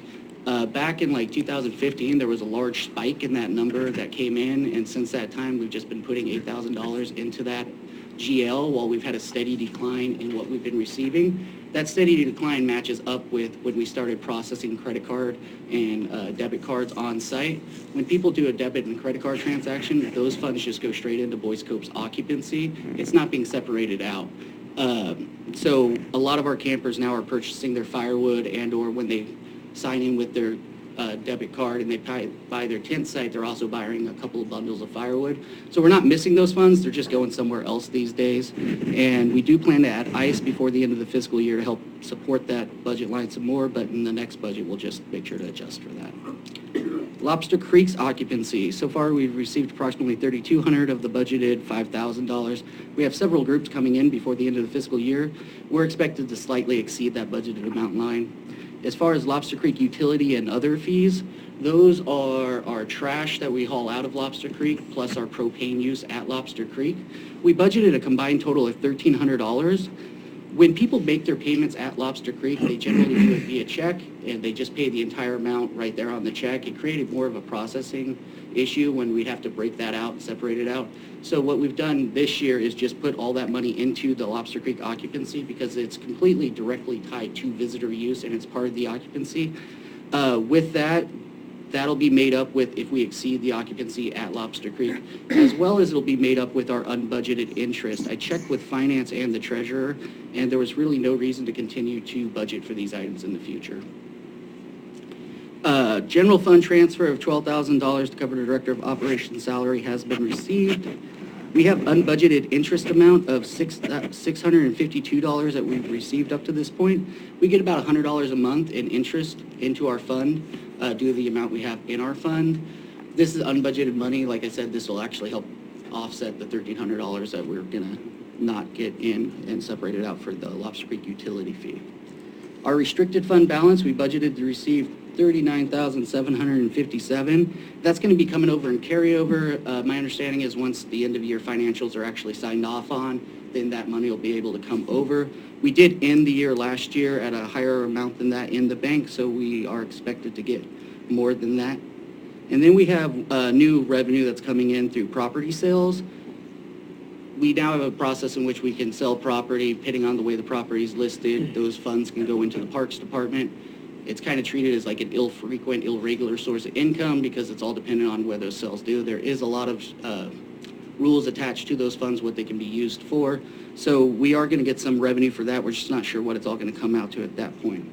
With that, the expected revenue amounts we currently have and where we're going, we currently have no cause for concern of not hitting our budgeted total of $209,702, and it's likely that we are going to exceed that. As far as our personal services go, for our regular salaries, just to clarify for the public, the $5,046 a month salary you guys see isn't my salary. It's the combined salary of myself plus 10% of the Director of Operations salary. Our irregular salary, we have 2 seasonal staff. Budget committees in the past have asked about why we look the way we look with this. Currently, it shows that we have 80% of that money that we've spent. That's because the majority of our seasonal staff's time is spent at the beginning of the fiscal year, just for clarification.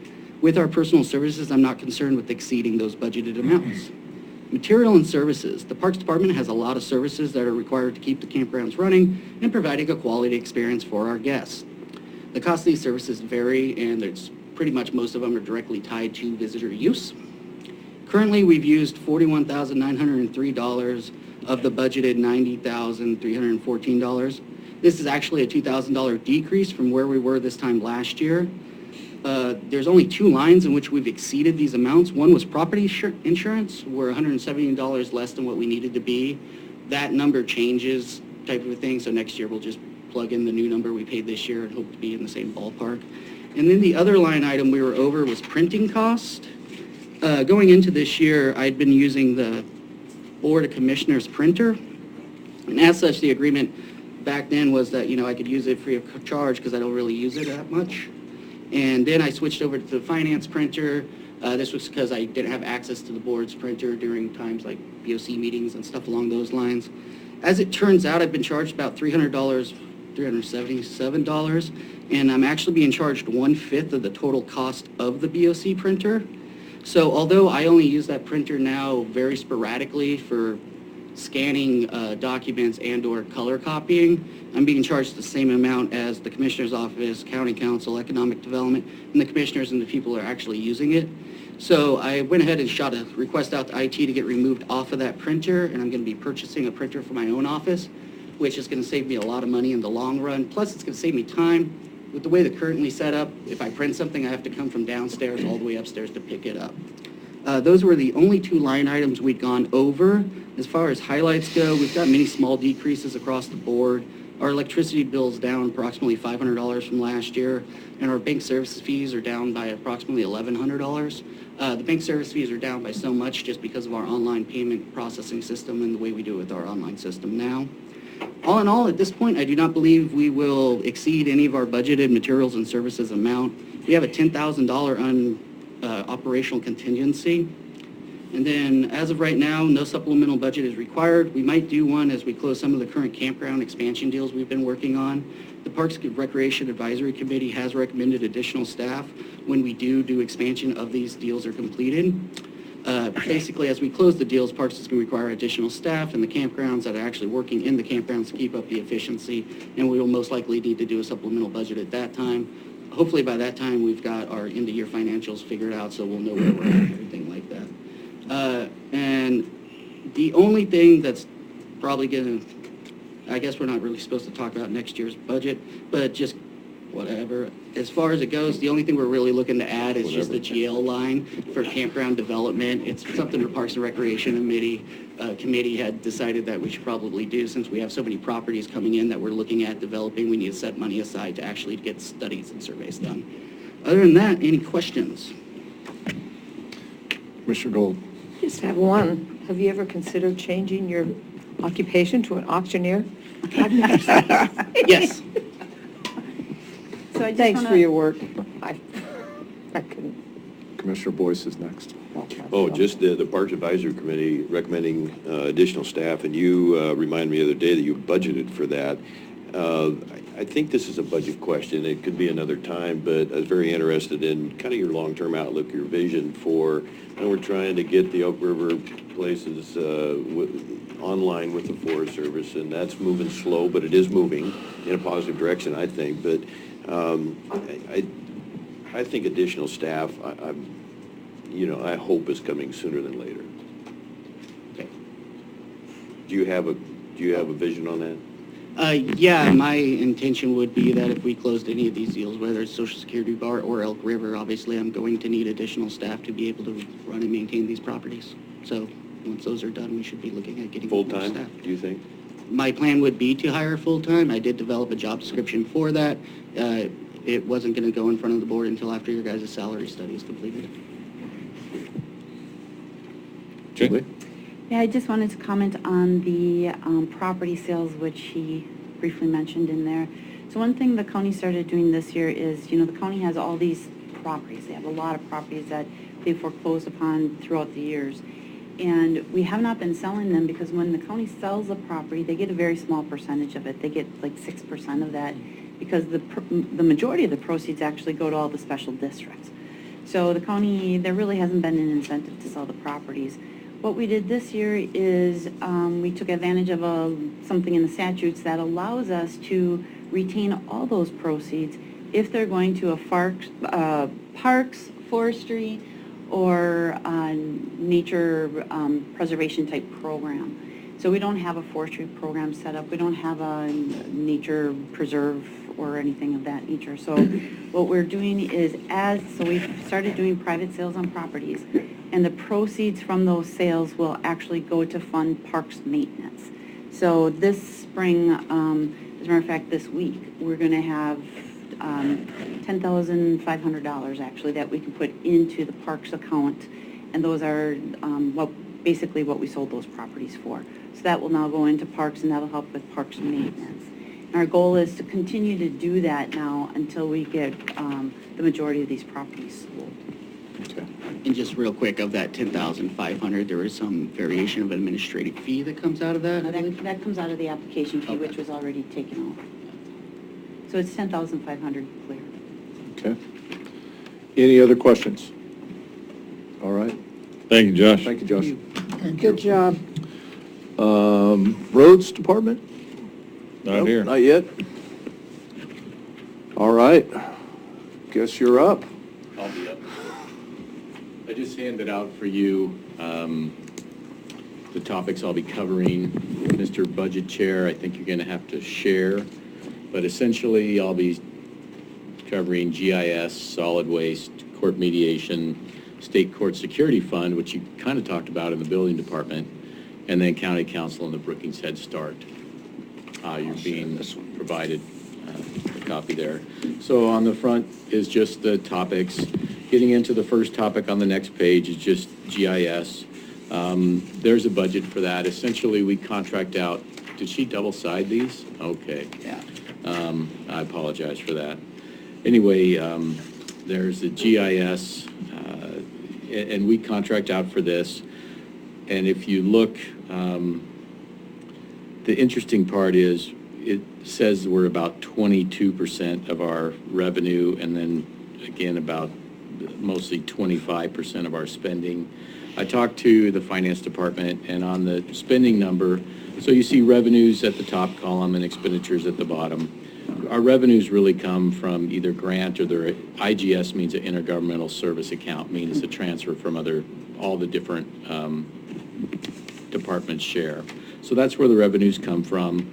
And even though this says we're at 8.1% of our revenues or 22.6% of our revenues, we're fine on our revenues. And then I also saw here on the expenditures, again, there's intergovernmental expenditures, but primarily the professional services, we spend roughly $150 a month on this with Lane County. This says we're at 17.8% of our expenditures. We should be roughly half on both of those. So other than I talked to the finance department, they said they just hadn't reconciled up to current on these, and this says preliminary draft. Really not a lot exciting out of the GIS. It's funded primarily from a grant and from transfers from other department, and our expenses are primarily to an intergovernmental agreement with Lane County to run our GIS at $150 a month, which I think would be hard for us to beat. If there's any questions on that, I'll be happy to ask. I see a quizzical look, but okay, good. So the next one is a solid waste. Again, our solid waste revenues come from the solid waste franchise. This shows that we budgeted revenues of approximately $95,000, and we've received so far $86,000, and therefore we're at 90% of our revenues. One interesting point on the revenues on our solid waste is that, and I think you heard it again on facilities maintenance,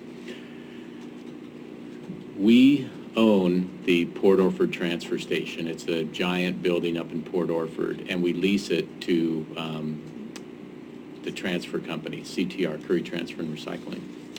And as the landlord, we have certain responsibilities on the building, but as the user, they do too. So what we're looking at is that building is not in good shape, and so we're going to try to replace it. So I think the reason why our revenues are higher is we raised our franchise fee percentage that the CTR collects from its customers with waste. And so that money, even though we have more than it looks like, that money is kind of earmarked to be spent to fix that building up. So really, it looks like we're at 90% of our budget halfway through the year, but don't get too excited. That money's already going to be going to something else. And then again, looking at the expenditures, the top level with the salaries, that's pretty basic. Those are going to be at 50%, so we're fine on those. And then the bottom level, the the other professional services and things, those show a different amount, and I talked to the finance and they said it just hasn't been totally reconciled yet. So really not a lot of excitement in the solid waste area either, but there is stuff happening, and I think what you'll see is in the next budget period, we're preparing a RFP to get quotes on what it's going to cost to replace that building out there, and then in the next budget period, we'll probably come to you with this, have some maybe capital expenditure in this or something. Going on to the next one, unless there's any questions on the solid waste. The next one is the court mediation. This is a complete pass-through account. This is people who are in court are charged a fee from the state, and then the county counsel's office administers this fund more or less. And there's a mandatory mediation program for people in disputes, and the fund is paid to the court-appointed mediator. The interesting part about it here is it shows we really haven't spent anything. We do not have a court-appointed mediator, so we haven't been spending this fund. I talked to the trial court administrator, and our understanding is this money by statute is required for the court-appointed mediator, so it will just carry over for court-appointed mediator services in the future when they actually get one. The next page is the Port Orford Landfill Trust. This is also a little bit interesting. So the transfer station and the landfill are right next to each other. And if anyone's ever been up to Port Orford, I think it's on Arizona Beach. Maybe you've been out to the landfill. So when you come to the landfill, you come to the end of Arizona, I think it's Arizona, and then there's a gate which is always being overrun. There's a lot of issues with crime up in the Port Orford landfill. Things get stolen out of there, particularly recyclables to be sold or put into, the bottles. Sometimes bottles are taken out of there for deposits. But there's a lot of people trespassing there. So this landfill fund, and also, so that's the transfer station part. The landfill, when we talk about the Port Orford landfill, there's really not a Port Orford landfill anymore. It's actually it's under a consent decree, repair order, whatever you want to call it, but it's being monitored. Apparently, there was a problem with the landfill. It wasn't lined, and so the just bad liquids leached down into the soil, and a plume was traveling in a direction they didn't want it to travel, so we stopped putting landfill. That's why it's now a transfer station instead of a landfill. They take things and they take it away. They don't leave it there anymore. But it's capped, and there's wells that monitor it, and a fund was established, and that's what this fund is for. It's also restricted, so even though it has a large balance, you can't get too excited about it. The fund is if in case anything really catastrophic would happen up there. That being said, the fund is mainly spent on the engineering and the maintenance to monitor and preserve the site in its static capacity. We've been monitoring it. The plume is not going anywhere bad, so we're complying with all the rules of this, enforcement order. One thing we did talk about, though, because and we're working with the state DEQ and other agencies on this, but when we last toured it, there's two things that happen. It's gorse grows quite well up there, and there's these monitoring wells all over the landfill. The landfill's big acres, so in order to inspect the wells to make sure the plumes aren't moving and the chemical readouts are measured, you need to clear the gorse. So we used to pay parks, and now we pay roads out of this landfill trust fund to clear the gorse. We talked to the DEQ guy. The problem with the building up there is that there's a lot of wind in that area too, wind all over the county, but up there too. The building, when people dump, it holds, all the mixed waste, the mixed solid waste. But winds can get in that building and swirl around, and they carry the waste out into the monitored area.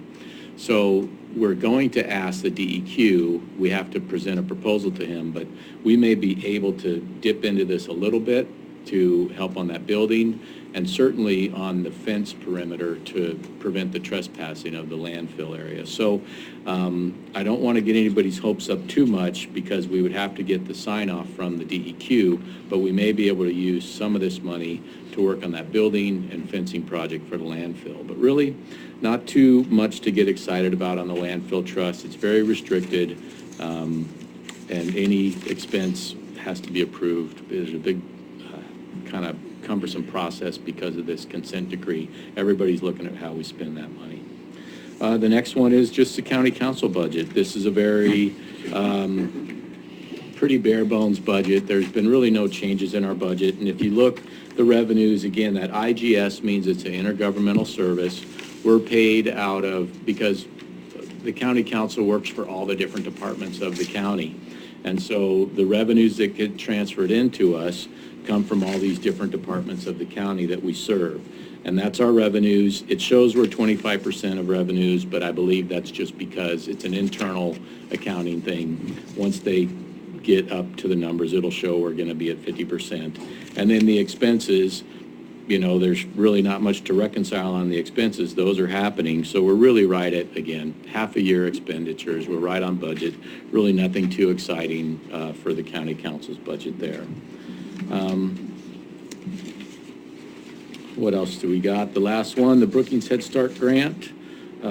This one, all the money in this fund came from a grant. We were awarded $1.6 million to design and reconstruct an old library from SOU, and actually acquired as well, down in Brookings, to create a better classroom environment for pre-K and other people.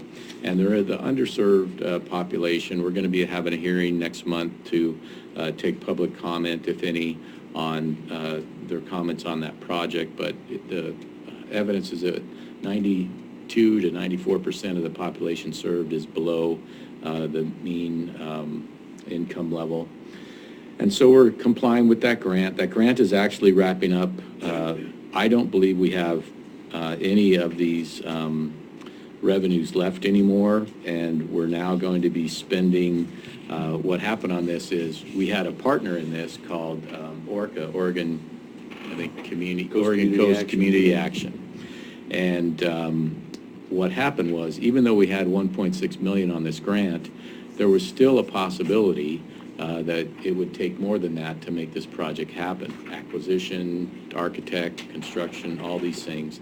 And it actually did. So ORCA has then contributed money to the county to pay to the expenses of this grant that exceed the $1.6 million that we had. So we're into that money now, and we'll be presenting a completion report to the state and to the Board of Commissioners next month. So really, the Brookings Head Start grant should not even show up in next year's budget. So unless there's any questions on any of those, that's all I really had for the Budget Committee today.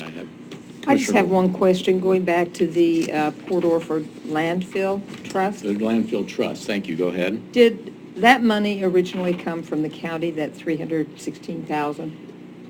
It just might have. So that's a good question. I've had that conversation with, I think, the fellow from the DEQ, because kind of the DEQ is over this. It may have come from some grant as well, but my question was, we've been monitoring this thing for, I'm going to say, a couple of decades now, maybe close to.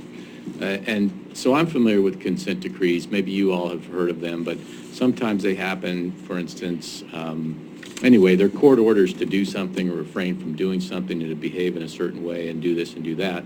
But usually you can come back and get them looked at to say, look, we've been complying for this consent decree. The problem that you identified that resulted in this decree no longer exists. Can we, absolve this decree and send everything back where it was? So I had that conversation with the guy at the DEQ, and he said that this decree will outlive all of us. But that being said, if ultimately I don't think it's a Budget Committee question, but if the board wants us to look at that. But really, the source of funds is a question, whether this was some kind of remediation grant or whether it was some kind of penalty money on the county's part as the owner of a kind of pollution site. Yeah, I just wondered where the money would go to once the time limit's up, but it sounds like I've looked at, ending. I've looked at that a little bit. I've got kind of the stiff arm, but it was really just really a cursory inquiry. I wasn't making a hard charge at it. So, you know, if the board really wants me to spend some time and look at that further, I just got the indication that it wouldn't be too fruitful, but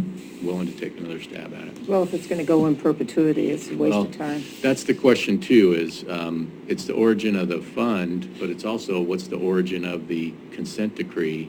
But the problem is I think the tests are showing that there's still certain materials, you know, down in the ground. And I guess from the scientist's point of view, until those tests show there's nothing down there, which I guess the likelihood of the half-life of these chemicals, or, you know, again, gets into science above my head there, but I don't know that those chemicals are ever going to go away, but they certainly don't seem to be moving. So that's the issue there, if this was all set up to stop things from moving. But again, it's a question of how much effort and time do we want to put into finding these answers. So, is there any other questions about any of this stuff? All right, thanks for your time. Thank you. Thanks, Council. Josh, you had something? With Chair's permission. Certainly. Josh Hopkins, Curry County Parks. I did speak with Roadmaster Christensen. He's actually tied up into a planning applications pre-meeting situation. He was under the impression that his time to present was going to be after lunch at 1 o'clock. I think there was an updated schedule that was sent out that he may not have been aware of. So he's planning on being here at 1 o'clock, just so you guys are aware. All right, thank you. Director of Operations.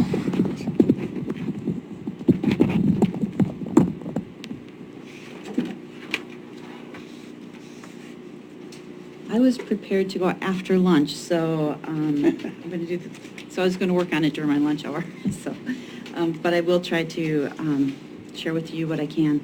So with Director of Operations, there's several different funds and programs that I'm responsible for. One is the Board of Commissioners account. And with the Board of Commissioners account, we have a non-departmental fund, one that's called Other Requirements, one for Public Health and Human Services, the Commissioners, and then a PEG Access Fund. The non-departmental is the one that we really need to focus on today, because since the budget has been adopted, the board has approved a couple projects that did affect that non-departmental budget. One of them was our phone system crashed, so to speak, is the best way to put it. One time it meant that all 911 communications were down. Another time it meant that all saved files were deleted. So if you had, the Sheriff's Department, for example, had, or courts had a phone messages that they were saving, many of those were lost. Many department voice messages were lost as well. So we met with our provider, which is CCET, Coos Curry Electric, and what they had recommended, they gave us two choices. One was to completely rebuild the phone system, and that cost was going to be over $100,000, or to just repair the existing phone system, which is about $56,000, $57,000.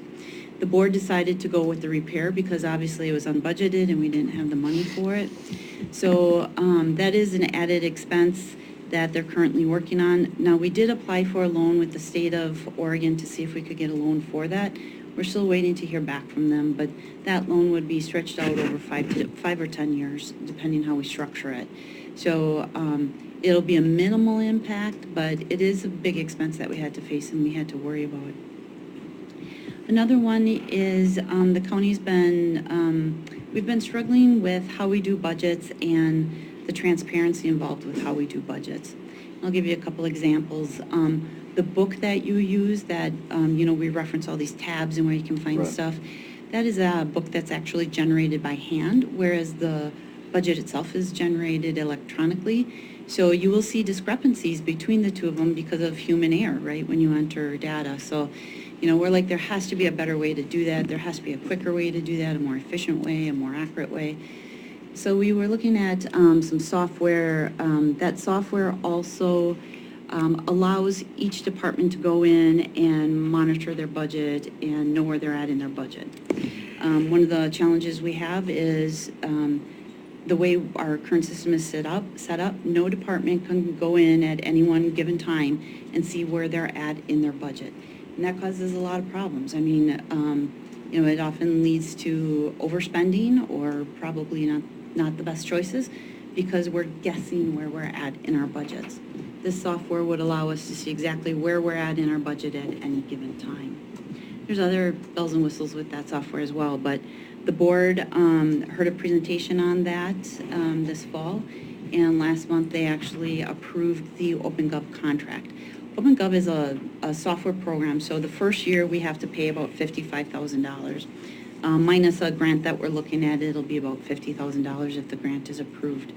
And then next year, of course, there's expenses, and there's ongoing expenses when you get to that type of software. But the board felt it was important that the efficiencies and the accuracy was a small price to pay for that. Overall, long-term, that may help with some staff savings as well, because as you get more efficient, it may affect your staffing as well. So one of the other things that was talked about in the budget or was added to the budget was we knew going into the budget that we were going to be doing a strategic plan, and there was supposed to be money put forward or put towards that in last year's or in the budget for the one we're operating under right now, and that was not included in the budget. So the entire cost of that strategic plan ends up falling on us for this budget cycle, or for this year, what we're currently in right now. The cost of that, after the grants we received, is about $45,000. So right now you're looking at that phone upgrade system, the OpenGov software, and then the Moss Adams strategic plan. The other thing that was added under non-departmental was a wage study. Wage studies typically cost around anywhere up to $50,000. We had an opportunity whereby if staff did the work, we could get that wage study for $5,000. So it's $5,000 that was not budgeted, but we felt the cost savings was worth it. So with that wage study, of course, depending what it finds, we may have additional costs which impact us in the future. But right now, we're trying to work through that and complete that wage study. I got a message yesterday from the state. We ran into a few snafus on that, so it may be delayed. I have to actually go through and read the email in a little more detail and make sure I understand what they're telling us. But those were basically our big changes in the non-departmental portion of the Board of Commissioners budget. What was that total amount? You're looking at basically 49, 94, 99,000. And again, about 24 of that was supposed to have been taken out of last year's budget, but was not, so it gets absorbed in this year's budget. You know, we also, overall with the budget, we ran into a couple other small things, small problems we found. For example, a bill that was supposed to, a $16,000 bill that was supposed to be paid last year, we found had never been paid. That was in the previous budget, it was supposed to be taken out of that budget, so that ended up coming over. We were able to figure out where to adjust things to pay that, but we've run into some, with our new finance director, she's very diligent in finding errors and ways to improve, so she found a couple problems that we've had, so we've pretty much worked through all of those, but the big ones that outstand that we need to adjust or do a supplemental budget on eventually is that OpenGov system, the Moss Adams, and the wage study. Brad? Yes, sir. Didn't I read the finance director resigned? The finance director? I'm sorry, I didn't hear that question. My apologies. I said I thought I read someplace where the finance director resigned effective today. Yes, the finance director has resigned, so I am going to be actually presenting the finance budget today. Did you have another one? I'm sorry. No, I was just curious. I read someplace, and I may be wrong, under state law, if you don't have a finance director, the responsibility shifts to the clerk's office. Am I wrong about that? Clerk Kolen might have spoke to you about that because that was something. No, I read that someplace when Sure.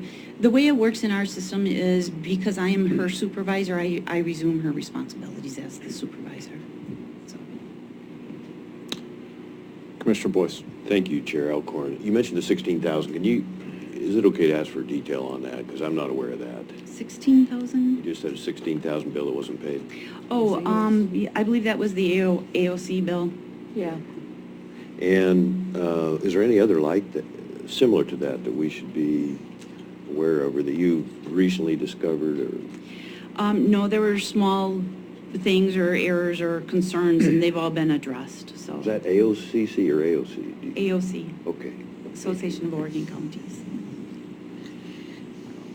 That was budgeted, though. I think you said it wasn't budgeted. No, if I remember correctly, what happened is there was a resolution passed that we would pay the bill.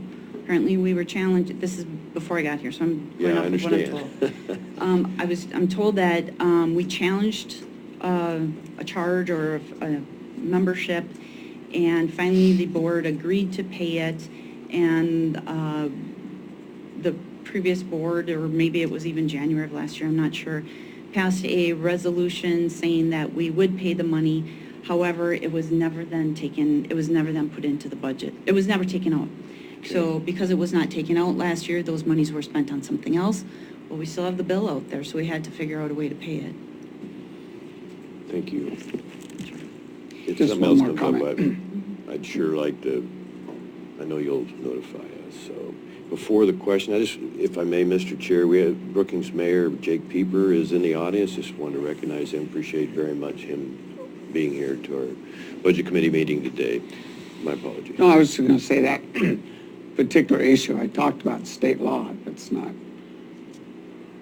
that's a statute, state statute.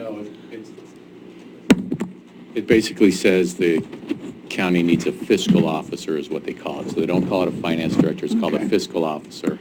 And again, we'll just work with the clerk on that, but it says it can be the county accountant or the clerk, I believe. It's an either or. So anyway, and then under our job description and ordinances for the Director of Operations, I believe it says that our Director of Operations is our budget officer. That's correct. So the term fiscal officer in the statute is, I think it mainly deals with the signing of warrants. It's a technical term as far as payments of county monies. So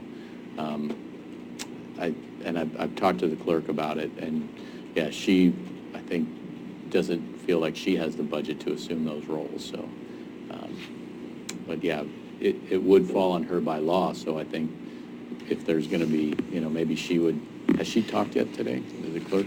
She has, yes. Okay, I don't know, if it might have been a good question for her while she was Yeah, I here. didn't realize that it's going to come up. I just read, I read about the resignation, did a little research, and that statute popped up.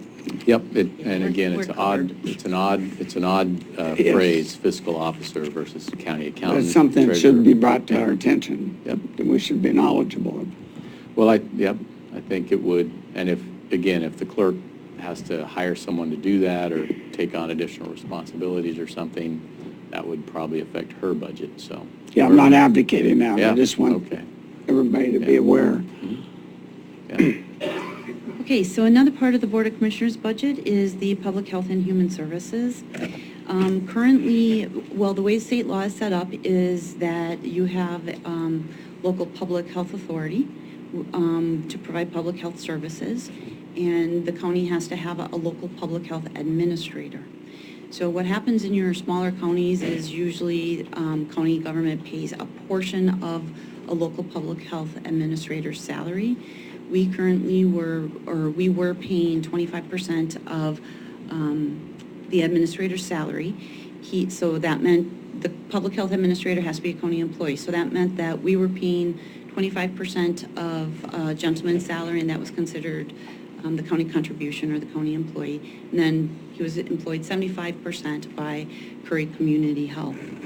He resigned, and due to some changes, I ended up becoming the interim public health administrator. And so I've been doing that for about 3 months now. And so one change we saw is those funds that would typically go to his salary now were directed to pay for my salary. Just last week, the board did appoint somebody new as the local public health administrator, so we're going to see a change yet. And instead of having that person at 25%, that person is going to be full-time. But before that sounds drastic, let me just add that there was we had an employee that was working with public health, basically someone who does all she was doing our vital statistics and our environmental health records and communicating with environmental health, which is a Curry Community Health Program and employees. And so she resigned effective the end of the month, January 31st.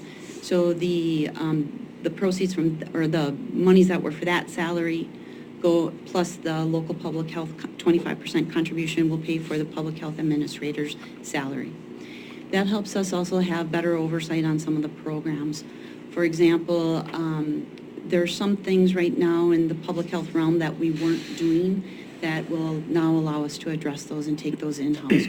One of them being what they call a local public health modernization plan. That's a way where you work as a big region to get funds to address some issues. And we, because that was through CCH and the 25% of this employee, we were not addressing that. Now we will be with this employee. So there's some things, and we get money for that, which also helps offset that employee's salary.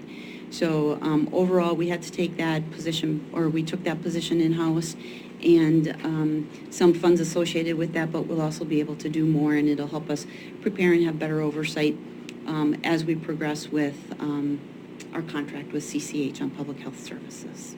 So I don't know how much to go into, but if you follow the news, we're in litigation right now, or I shouldn't say litigation, but we're actually challenging CCH's decision to have the county take back public health services. So by making a full-time public health administrator, it helps us prepare, so if that ever does happen, we have somebody who's very knowledgeable of all those programs and can help us with that transition when and if it happens. Was she a former employee? The person that was hired as a local public health administrator worked for Curry County at one time, and then she went to work for Curry Community Health, running their public health emergency management program, their FEP program, and now she'll be coming back to the county. Great. So that's it for the Board of Commissioners. Commissioner Boyce had a question. What program did she run again? It's called the FEP. It's PHEP. It's the Public Health Emergency Preparedness Program. Thank you very much. Then we move on to the Director of Operations, or the fund that I'm responsible for, and that is the Economic Development Fund. And Summer Madison, who is our Economic Development Coordinator, was going to be here after lunch to share some information with you on that, but I can talk about it briefly. So that fund we get lottery dollars to do economic development in the county, and those lottery dollars pay for staff's salary and any programs that they do. So, so far we're good on that. The money, we're right on track with it. But one thing that did happen in the economic development program is the voters approved in May a transient lodging tax. And the Citizen Revenue Task Force that had proposed that to the board had predicted these great proceeds. And they had also assumed that the state was going to collect that tax for us. Well, the state does not collect that tax for us. So we had to go and hire someone to actually collect that tax for us. Also, the proceeds are not as expected. We've been collecting just one quarter. It was from October to December, and now those taxes are now due, that they collected are now due to the county by the end of January. So far, she's collected several $1,000s, but the portion that the county actually retains that has been collected so far is $659. So we're really hoping that steps up. It's a slow month. A lot of people have not registered yet because it is a new program. It's also our slowest month on the books, so we did not expect a lot of money to come in this quarter. Now, I will say, in addition to that money that goes towards her salary, a good chunk also goes to the sheriff. So a portion of those proceeds do go to the sheriff's office, and that's up to a couple $1,000s. I don't know the number offhand, but so we're really hoping that the next quarter and then the second quarter of the year, which will be our third fiscal quarter or fourth fiscal quarter, actually has a significant increase in visitor stays. So Also under the Economic Development Program, after the budget was adopted, the board implemented a business licensing program. And that program is that every business that is in the unincorporated area of the counties has to register with the county. They have to obtain a business license. Business license is a minimal fee. It's like $100, I think. And so far, I think we have about 400 businesses that we're working with to try and get that registration fee. Out of that, of course, we do pay staff salary to administer that. And then the remainder of that also goes for working with the businesses to try and do some universal marketing or some asset mapping of them, like what are our strengths? What do we have the most businesses? Where are we lacking businesses? So we know what to attract or target for development. It also helps us go out and make sure that we know what's associated with those businesses. As an example, if one of them were to start a big fire, do we know what's involved with that business? Do we know if there's chemicals in there and what type of response we have to have with that business? So there's a lot involved with that program, but it was implemented after the budget was adopted. Community Development Fund is interesting, and you've heard a little bit of talk about that, but there's two things. There's a Community Development Fund, and then there's also the Community Development Planning Fund. So I'm just going to talk about, and there's a Surveyor's Fund, Code Enforcement Fund. I'm going to roll all those together as I talk about this, but what the board did in spring is they felt there were too many chiefs.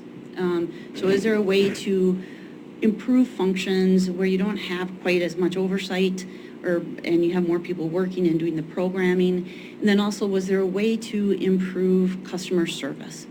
And so what they did is they created the new Community Development Department. And what the Community Development Department now consists of is your Planning Department, your Building Safety Department, your Surveying Department, your Code Enforcement Department, your Parks Department, your Emergency Management Department, and your Economic Development Department. Good job. So instead of having individual departments, now you have divisions within a Community Development Department. Part of me is the Community Development Director.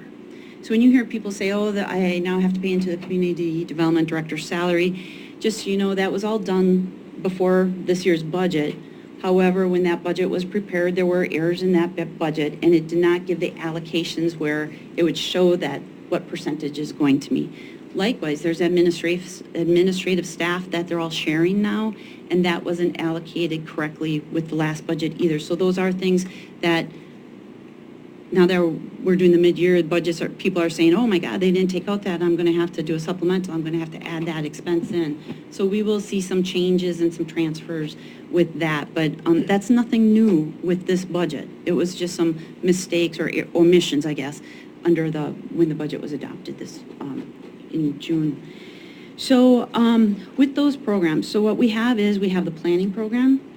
And with planning, they're doing really good. They're fully staffed right now. You have a community development, or planning director, I'm sorry. She was hired as a director before the merge took, so she's still considered a director. And we have a planner, and then there's office staff that they share with other people. And they're right on target. They're actually doing really good. They have been able to process permits quicker. They're more responsive. They've got big projects.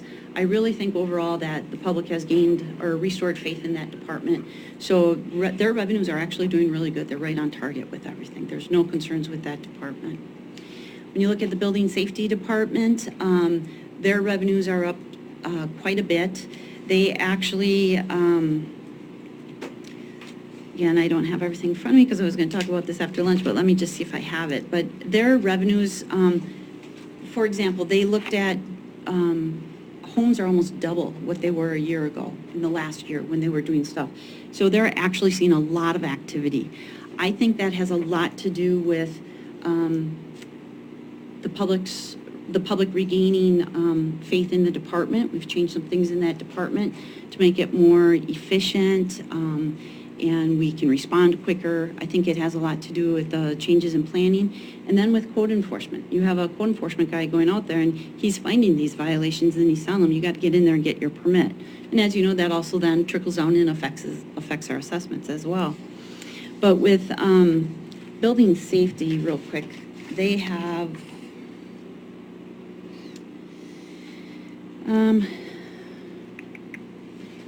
Their revenues are up, just since the beginning of this fiscal year, they're up $29,000 already, which is a lot for our county. So in some counties, that's not much, but for us, it is. So the average over the last 7 years for that department is $310,000 in a year in revenues, and they're going to exceed that already. They're already at 178. But with those increased revenues, we've also been doing more. So we put a young man down there to be a trainee because we did need some help. We did not want to go out and hire a full-time person to do that just yet. We also have a challenge where when you hire from the outside, those employees don't always stick around very long. So what we wanted to do was grow our own. So what we did was we had an agreement with Josephine County where they would help pay for the training for a young man, and he is now being trained and taking the courses so that he can eventually become the deputy building official, so that we can do even more. That has also allowed us to take more of the permits and the programming in-house. The current building inspector is actually taking electrical training courses right now so that he can run the electric program in-house, because right now what we do is we contract that out to the state, and then the state gets those revenues. And so, and people also have to wait then for a lot of those inspections. So just basically looking how we can overall streamline things, and it's going pretty good in there. One of the employees that's down there, we had an administrative assistant that was formerly shared by planning and building safety. She's now really functioning as a office manager over all 7 of those departments. So we're going to have to do something and adjust that salary. But we're holding off until after that wage study is done so we know what type of impact that will have. As far as the code enforcement side of things, code enforcement is new to the county. It was fall of 2018 that it was approved, and it was approved at less than part-time or less than half-time. That program has been overwhelmingly successful as far as addressing complaints. Most of the complaints are in the southern end of the county. They're usually associated with sanitary issues, a lot of dog issues, a lot of dog complaints. The previous board, or I'm sorry, the budget had talked about adding another person at halftime. The board, after the budget was adopted, said this really needs to be a full-time position. So that is something new that you're going to see. Associated with the salary for that position also comes equipment. You need a vehicle, you need a dog cage, you need some of that other stuff. Those expenses are going to get pretty expensive. We're going to try and hold off what we can until after the next budget, but you will see some supplemental, in the supplemental you will see a request to fund that portion of the salary that's not covered, and then to fund some of those expenses. One thing that also was not anticipated is we did budget for cleanups. When you have, a lot of times we'll have transient camps, and they'll go in and they'll trash a place. I can't think of a more politically correct word for that, but they literally go in and they trash a place. There's laws involved with that. You can't just clean it up and throw it out. You have to clean it up. You have to pay somebody to clean it up. And then you have to store it, and you have to store it a certain period of time before you can actually get rid of it. So those are all costs that the county has to incur. And you don't recoup those costs. So that's something that we know that we're going to have to do a supplemental budget on that, because we've had far more to clean up than we had anticipated. But that's not a bad thing. That's a good thing, because the more properties we clean up, that has a real impact on quality of life, and whether or not somebody wants to buy a property or make improvements in their property. It has an impact on tourism. So there's a lot associated with that. They do issue citations through that program. However, the revenues or the proceeds from those citations do not go directly into that program itself. So there is a way that citations have to be distributed. So it's not like he issues a $400 citation and he sees $400 come into his budget. It doesn't work that way. But overall, those funds do help with the overall budget and the big picture. So you heard from Parks and you heard from Emergency Management.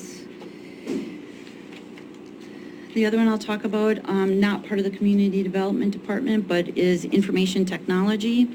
We're probably going to exceed that budget. Currently, we no longer have an IT department, so we contract for those services. Our budget is $160,000. That has been costing us anywhere from $12,000 to $16,000 a month. So worst case scenario, we would exceed the budget maybe by $32,000. We're really trying not to.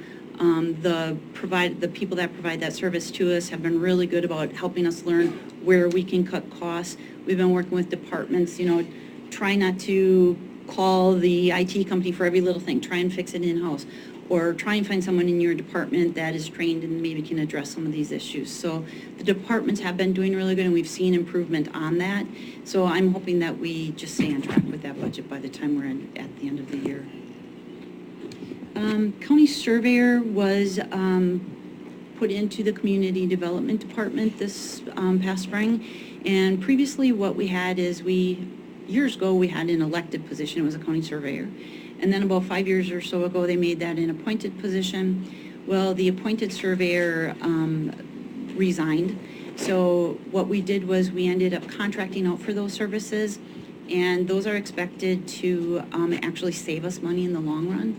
And what we did was we took the part-time employee that was administration to the surveyor's office and put her in that community development department. So now you have four divisions actually paying into her salary: planning, building safety, code enforcement, and surveying, because those are the four that are using her services.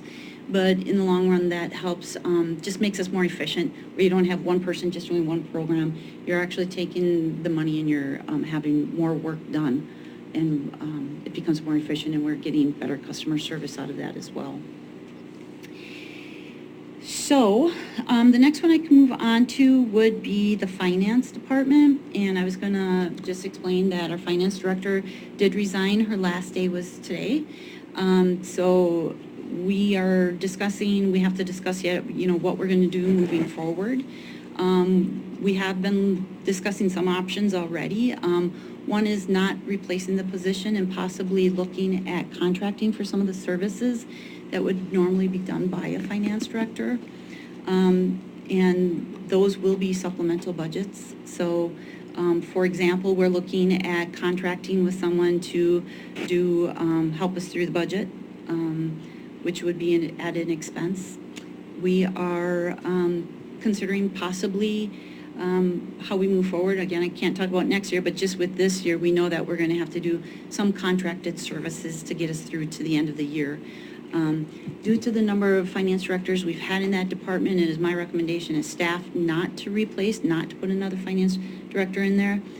I was looking at the reports done by past task force, and we've had committees and task force look at how to save money and what we can do to be more efficient.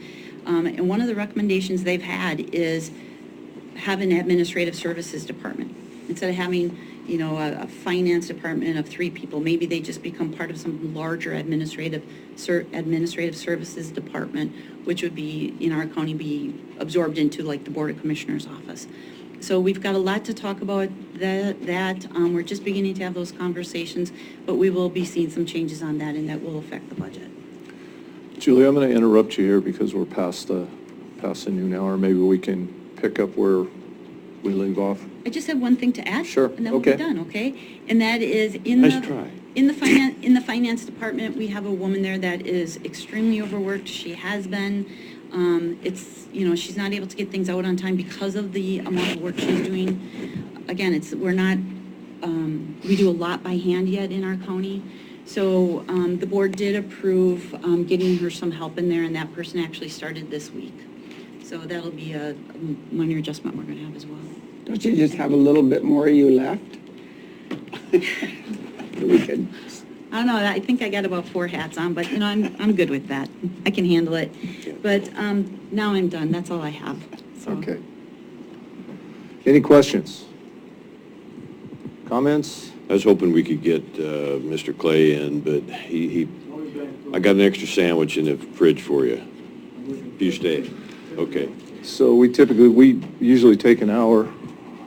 Mayor Pieper, Brookings, did you have anything you wanted to add? Thanks again for being here. We usually take an hour. Yeah. So we'll reconvene at 1:10. Good. Thanks, Mr. Chair.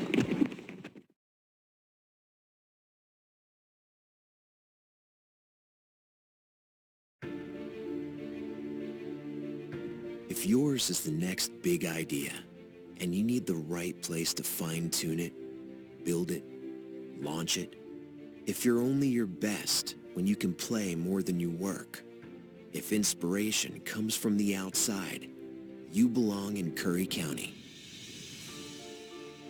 The westernmost point of the land you love, and the edge between familiar and uncharted. Break the pattern. Be where the airports are as close as the beaches, and industry and recreation never cease to amaze. Dock, dive, and dine in a single day, and never lose your connection. This is the threshold of the... No, he had asked already. And I said we'll All right, we are on the record. We're going to reconvene at 1:10 in the afternoon. And we are on the record with the Roads Division. Thanks for coming. Good afternoon, Board of Commissioners and Budget Committee. We got 9 budgets, and I'll just start first with the road budget.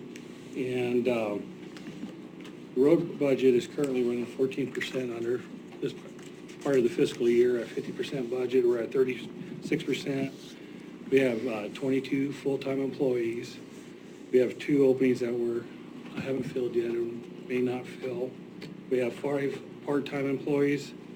We paved 3.85 miles of roads in Central County this year at $918,000, in which we're being reimbursed $843,000 through state funds, and that's going to be coming into our revenue, and that was projected.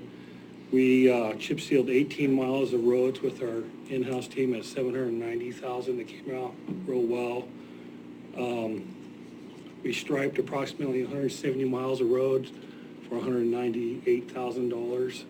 That work's completed as well. We purchased approximately $850,000 of heavy equipment so far this year.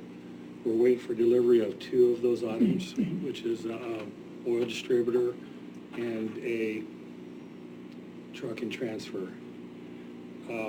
So we bought a chip spreader this year, oil distributor, 5 pickup trucks, and a truck and transfer.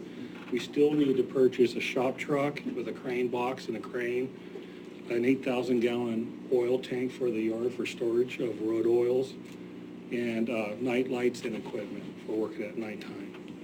So, so we're looking good. We worked on $2.1 million of unscheduled FEMA projects this year, and half of that work was completed in-house, and we're going to see additional revenue come in from that. So out of that money, that work we did, we'll get recouped 75% of those costs, and that'll become in as revenue that was not forecast. So we may get another $400,000 in revenue this fiscal year, but the other half of those FEMA projects are going to be contracted out this summer. They're under engineering right now, and those monies will come in next fiscal year for those projects. But because of the FEMA projects, we're running a little over budget on engineering, but I'm able to absorb it in other areas in our budget.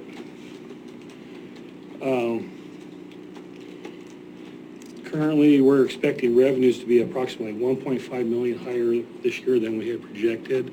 This week, AOC sent me an email letting us know that SRS funds, we're going to receive $1.1 million in SRS funds.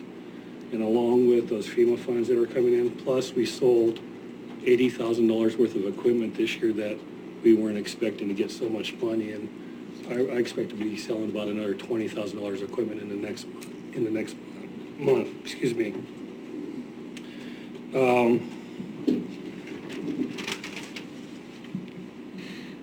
Overall, we expect expenditures for staffing and personal service to come under, as we haven't filled those 2 positions. Our overtime is 10% over. A lot of that has to do, we were short-staffed in our front office, and our office manager had to work a lot of overtime. these FEMA projects are very administrative heavy with paperwork. And the front office took care of that, but we're only 10% over our overall budget, but again, FEMA's reimbursing us 75% of that. One of my other issues with personal services is that our shop foreman's retiring here May 31st. And it's a very technical position, and we do a lot of outside contract work for other agencies. Plus, this person takes care of our tower sites, or the maintenance. And so what I'm gonna request is that we hire a third mechanic to start cross-training. So we have this 3 months of cross-training before our shop foreman retires here on May 31st. Overall, we expect material services expenditures in the road department to be in line within budget, with some items going over, some items going under, as I said when I first started.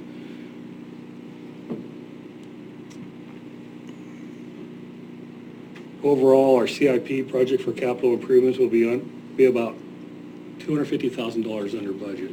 I mean, we're going to save about $250,000. We had a big project we were going to do, and I gave it a second look, and I decided not to go forward with that project. Instead, move the $250,000 towards the FEMA projects next fiscal year.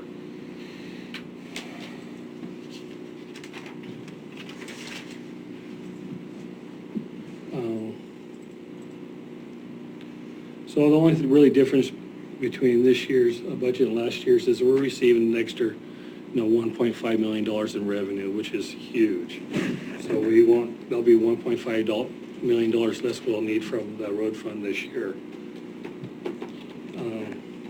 The $2.1 million worth of FEMA projects has had a huge impact on our workload, and we've absorbed it, but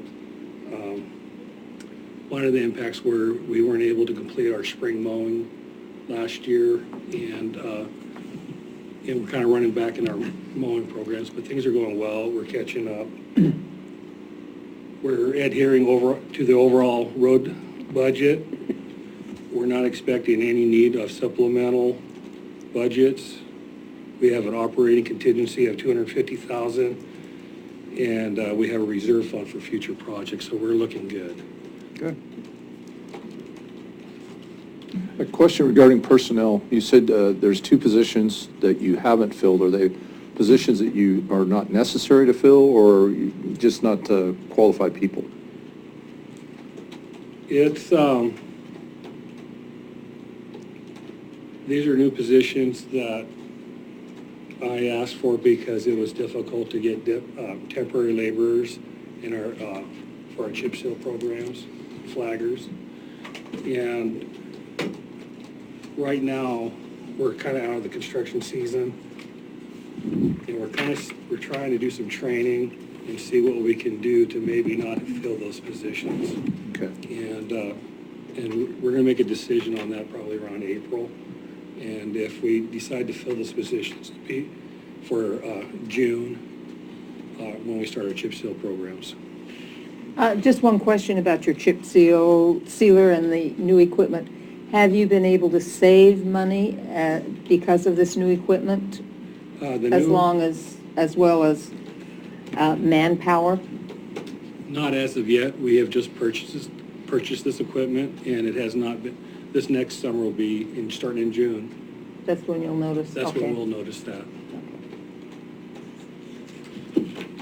And so I think about all the budgets, my biggest concerns is the towers budget, and this one is underfunded. There's no revenue, and there's a lot of repairs that are yet to be made. This year, in last fiscal year, we're finishing up this fiscal year, is the microwave dish replacement project, but also the the radio, the RF portion of the project, that was projected to be $2 million.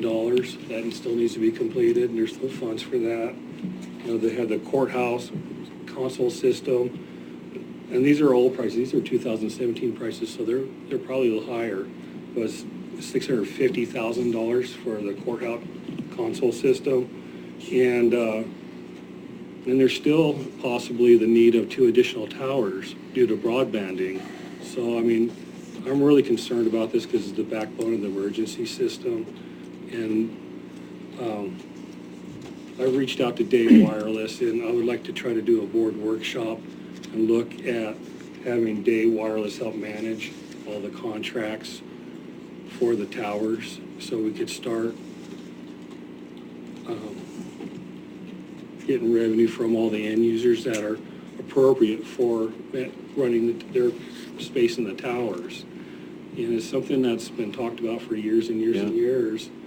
And we're short-staffed, overworked, and Dave Wireless, this is what they do. And I would like to try to, in February, do a workshop and try to bring Dave Wireless aboard. And there's been a lost revenue over all these years from not managing these agreements, bringing them up to where they need to be. And I also would like to look at the revenue. You know, this last year we ran out of Title III funds, which always in the past had subsidized the towers, and those funds ran out this last year. And this year we used the general fund dollars to subsidize the tower cost. And that's just for operation and maintenance. And I understand that the county's is receiving marijuana taxes now, and I would like for the budget committee to consider maybe utilizing the marijuana tax to help fund these tower repairs and operations and maintenance in the future. But this year we're looking okay, but there's just no money on the horizon other than general fund or road funds to take care of these towers as it sits. If we were to have Dave Wireless come in, do you think they could manage the whole thing a lot more efficiently as far as coming up with funds to replace these in the future and that sort of thing? Because I think that's basically what's happened here. We got caught with our pants down because nothing had been done in the past to take care of maintenance and I agree. I kind of think it would be the road department would still help. We'd still help take care of the facilities and with maintenance and repairs. And what I would look at is, in this presentation with Dave Wireless, is the cost for them to update all our contracts with all the other agencies. And I would also look at, there's not another road department in the country that manages towers. It's not public works item, it's emergency services item. And so I would be looking to maybe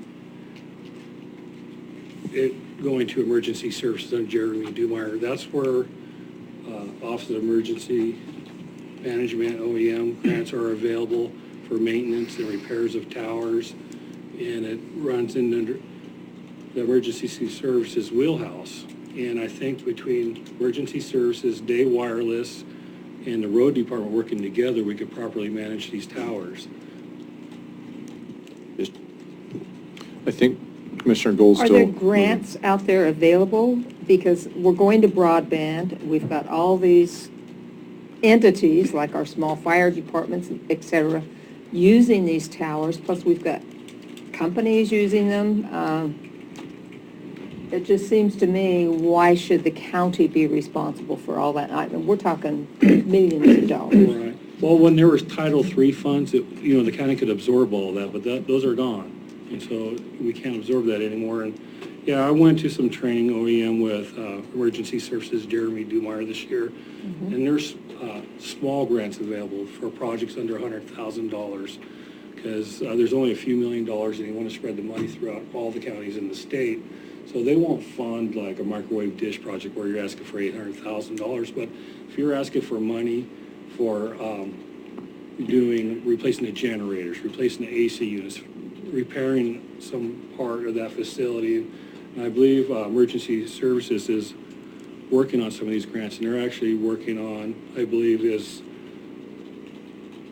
for a staff person for the next couple of years as part of one of these grants for $100,000. And so that's available. And I don't know of any grants available for the larger projects. Well, I'm just hoping this is part of our strategic plan, because we need to look to the future, not just immediate. And Day Wireless would be, I think, the best for that. This is what they do with other agencies, and it's something that I talked with Day Wireless that was proposed to the county, I believe, back in 2010, 11, so 9-10 years ago to do this, and we didn't take them up on that, and here we are, and still nothing's really been happening. So there's been a lot of money lost, or funds lost over the years, and you know, I've been here 2 years, and, you know, when I came here, John Hitt was working on it, then David Marshall, then Louise Kallstrom, and they're all gone, and still nothing's happening. And so I think what we just need to get, you know, find out what it costs for Day Wireless, whatever their fee is, work it into the contract so we're all paying our fair share of that fee, and it gets absorbed. And we start getting some revenue going. And then we also start putting some money away for sinking funds for future capital repairs, but that won't work for the capital repairs that are needed now. Oh, I got you. And, you know, and that's why I started thinking about this marijuana tax, is that those, I don't know how much money that really is, but maybe that money could be used to leverage the monies needed to do these capital improvements. And because it is the backbone of the emergency system. The roads, if the towers don't work, it's an inconvenience. If the towers don't work and, you know, there's an officer out in the field, a fire or ambulance, you know, something critical happening, it's life or death. And so, and these towers, a lot of these equipment is at the end of its life, and parts are no longer available.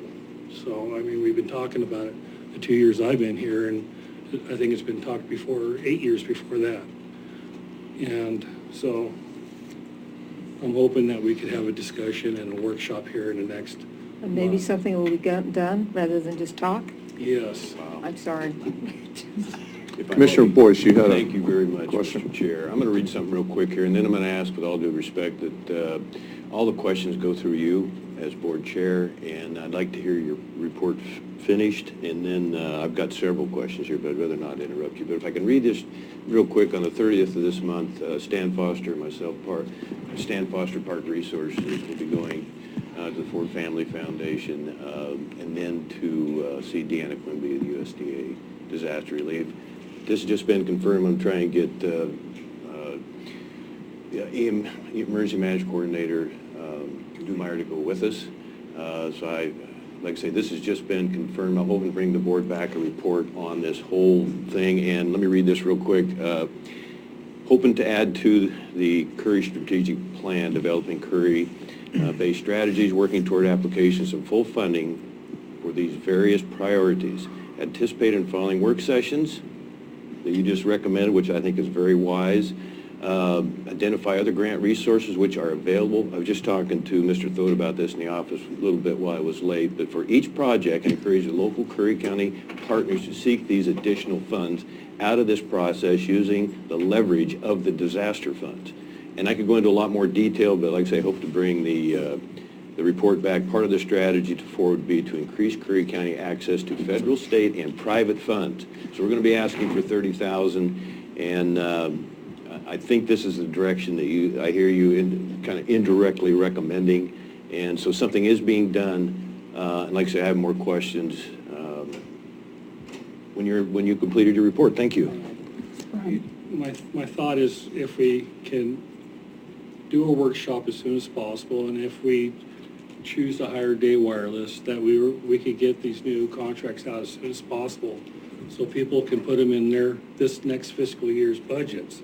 All these agencies, just like us, I believe, run on fiscal year budgets. So my thought would be we meet in February, and the board approves hiring Day Wireless, and then March, April, the letters go out to all the other agencies so that they can put it in their budgets, and maybe we could start receiving funds July 1st. I know it's very aggressive, but I just That's what I'm thinking.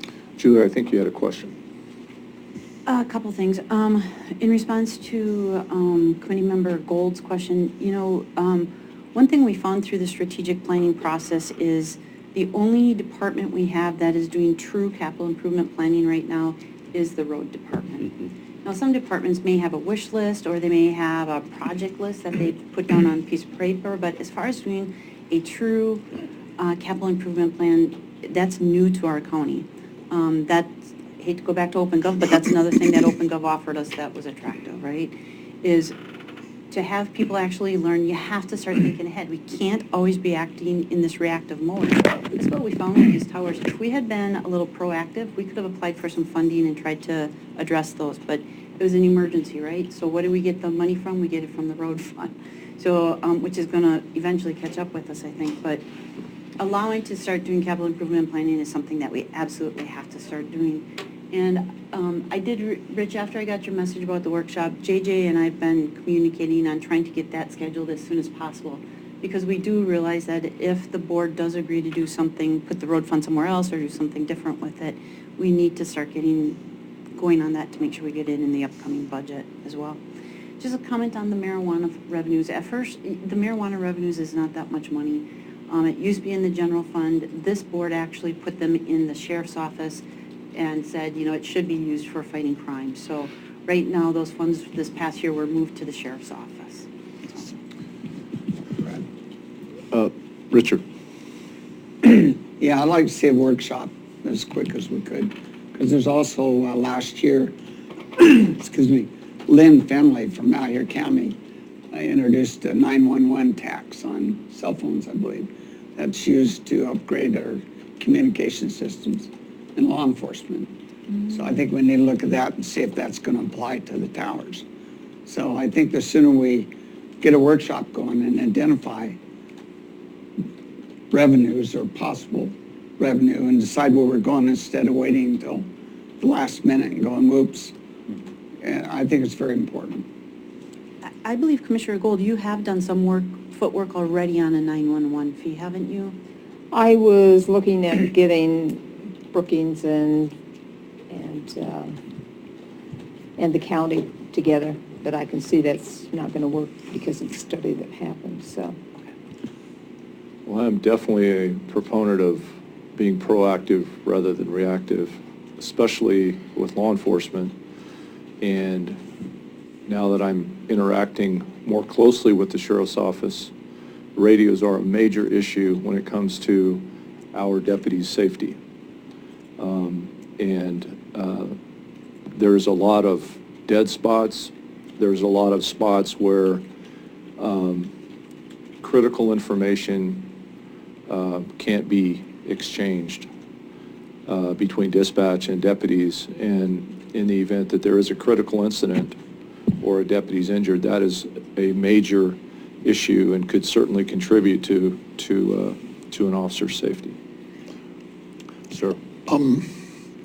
Back up here under emergency management, the fellow was talking about he's finding all these, got 6 phones. It's right behind you. Yes, the Yeah. satellite The old phones. sat phones, yeah. They're satellite phones. You can call anywhere in the world on a satellite phone from anywhere in the world, but they're very expensive to run. It's several dollars a minute. But when you're talking about something you're talking about, and you got a deputy out in the boonies, really, anybody on duty should have one. Before Jeremy, could I? Yes. You said something really important, and forgive me, but you were working with Donnie Dodson, for the Brookings Sergeant, I think, on the whole 911 program. So maybe we have some duplication here.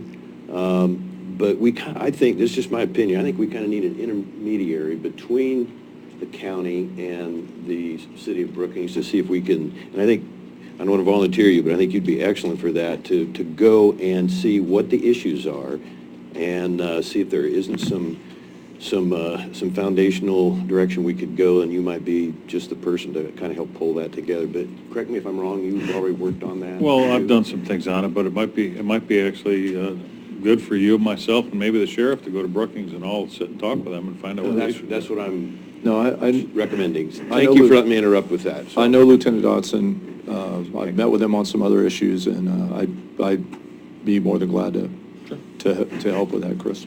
Can I just make a clarification? That is something different, though, than what we're talking about here. The project with Right. Brookings was on Consolidated It's all Dispatch 911. Center. That's what we're Not talking the about. No, we're talking about the towers and, We're talking about the 911 consolidation between Curry County and the city of Brookings, plus the towers. But you mentioned that, I think, and you said, no, it's not, you're not Well, optimistic. because of the study that was done. I understand, okay. So just clarifying there, but I think it's a direction we need to vigorously pursue and not give up, just my opinion. And there are two issues. One is the quality of the communication with the towers and the capabilities of the towers with the current existing radios of law enforcement. And then the other would be consolidating with a central dispatch so that everybody's on the same page and the same channel and exchanging the same information so that if there is some horrific incident such as an active shooter or, some type of critical incident in our community, when that happens, everybody goes to that. Everybody goes to that incident. And I think there could be better coordination, if you will, in terms of one entity overseeing that. And when you have to switch channels and some people are still on this channel and everybody's thinking everybody's switching over to this channel, and there's no time for that. When those things happen, there's no time. So I think you'd be just the person. So I'm all for that. I think it should be explored and looked into. Thank you. For the record, Jeremy Dumeyer, Emergency Management. Mr. Christensen had asked that I be available for this part of the presentation for towers. I want to touch on your comment about satellite phones. It's a tool. It's a tool. We used to use them every day. They're a tool and they have their use, and obviously I have that capability, but it's a limited tool. You have the slightest bit of cover, be it some trees, a mountain next to you, what have you, and you've lost that capability. The issue of the towers is we do not have a true ring. What I mean by that is we rely on a point-to-point system that was really updated back in the early part of 2001, 2002, using a bevy of federal grants, be it the FMAG, Title III, so on. That system, like I said, is point-to-point. If you have one system go down, Grizzly Mountain, for instance, you've lost all communications in the county. If Cape Blanco goes down, we have no North County communications with Port Orford. We don't have any redundancy. We do not have any circular network, such as they have in Josephine County, where if one system goes down, the other systems can still backfill and manage to coordinate those communications. I think Dave Wireless provided a presentation 18 months ago or so, and basically recommended that we would probably need another tower or two. And we do, frankly. We need to have a tower outside of the Agnes area up at elevation. Right now, Agnes Communications, that tower sits down in the town, and you rely on a bank shot, as it's called, to go from Grizzly to a reflector board and bank it down into Agnes. That's not efficient or effective. If you go up the Winchuck River Road, you have almost no real communications up there in various places. If you're a firefighter, you cannot get a page at the fire hall because you have Mount Emily between the Winchuck and Black Mound or Bosley Butte. We used to have a repeater on Mount Emily, and we need one again, but that's a lot of money. You're talking several millions of dollars to really have the robust system we need, and it needs to be managed with that in mind. With the upgrades that are needed, again, these towers are 20 plus years old in some cases. The radios that law enforcement officers have are really towards the end of their life. They're robust. But they're still available. They're still available, but they're outdated and not quite so user-friendly as the new systems are. I'll bet you Cruz Curry Electric has Bonneville Power. That's all they do. That's all they use with the people in the field.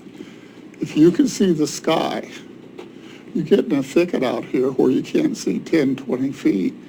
Yeah, you're right, but it's also, you're right if you got a radio. Yeah, a sat phone is a good tool to have. It's not I wouldn't rely on it as a first responder. No, here's what happens now from a first responding perspective, and I'll speak from law enforcement. There are areas where the radios don't work. So what happens is all of the law enforcement that is maybe doing a search for an individual or a coordinated effort to find a violent offender will have to switch to an alternate channel where there's no repeater so that we can speak and hear each other. So I can talk to the guy on the north end of the perimeter who can coordinate the south end of the perimeter, and we can search with a dog, for example. And then one of those guys that's on the perimeter has to have another radio, which is on the repeated channel, so he can communicate with dispatch, and we can coordinate that information back to dispatch. And that's where people get killed doing that, quite frankly. And, you know, with all the technology and what's out there available, you know, that's an example of one of the little things that could contribute to one of our law enforcement or first responders, fire, et cetera, you know, losing their life. And that's why I think the proactive approach is definitely something we should pursue. Just to touch on that, the radios they have right now, the handheld radios, like I said, they're robust, they are serviceable, but if you want to go on that same kind of a call, the new radios are dual band. You can be monitoring one other channel while operating on another and be effective in that particular instance. So there's a lot of stuff that needs to be done when it comes to the tower communication aspect. It's several $1 million that we need to be putting away and working towards. Well, no, I hear what you're saying, but you're going to be lucky to be on board with those in 2 years. You've got radios in your office. If batteries won't make them work, replacement radios for a couple $1,000s will. Why not get you by until you have your towers up? Really? And there are some priorities there. I think part of though is the radios that are in the towers and then the console system in the courthouse. That's the big part of it. And a lot of the parts that are used for those radios, those systems are no longer available. It's not just look at the handhelds or what's in the vehicles, but actually inside the towers is the problem. Is there any more questions on towers? Okay. Thank you. Just, if I may, Mr. Chair, yes, correct me if I'm wrong. The Curry County has a disadvantage just in the sheer rugged part of the geography here compared to the entire rest of the United States, or North America, I should say. It's a unique problem. It's up and down. That's why we have the great rivers, the great watersheds. So yes, thank you. That puts us. Radios for us is more costly than other areas because of topography. It's like the state police has 2 dispatches in the whole state, but it's mostly flat ground and hills, not much in the way of mountains. Yeah. Thank you. Thank you for listening on towers, and I'll try to get some coordinated with Day Wireless and the JJ to get something scheduled as soon as possible. Roadside improvement, everything looks good on this fund.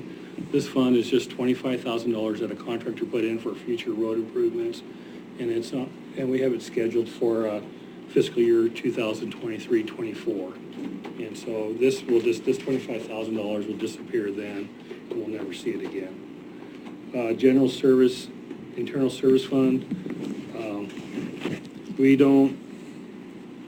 this is for the maintenance and services of all the general service vehicles. Everything's going well there. I'm kind of really watching because we're buying a lot more sheriff cruisers, and they require oil changes every 5,000 miles, tires every 30,000 miles, and so they're high maintenance. So, but everything's going good. I don't foresee any problems. And then general fund equipment self-insurance, everything's going there. We were maintaining like 100,000 in there, and my biggest worry is if we lose a total out of sheriff cruiser, that's over $50,000, maybe $60,000 to replace. So I want to keep 100,000 there. Everything's looking okay, and that was a decision to kind of keep it a minimum pool of about that much there. a vehicle replacement reserve fund, and this is for all the motor pool vehicles and all the other departments other than road department. And there's just some funds that still need to be transferred in there from veteran services for their new vehicle. And other departments are asking for new vehicles next fiscal year, and we don't quite have that figured out, but that, this year we're looking good. The road capital improvement reserve fund, it's looking good. It's going per what we planned.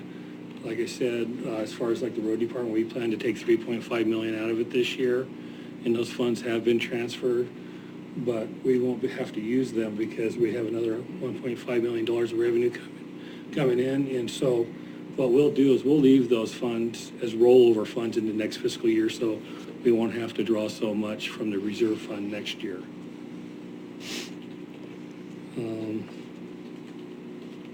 And then there's the bike and footpath fund, and that's just a small fund that we use for striping our bike paths, and we're saving money in there for future maybe sidewalk and bike lane projects that will be in our new facility plan that we're working on this year. We're planning to have our new facility, 6-year facility plan completed before budget, April this year, so I can put it in my budget as far as the capital improvement projects, and we can plan things out for the next 6 years with road funds. Okay. Questions? Brad, I have Richard? two. What was the cost of the replacement for the veterans vehicle?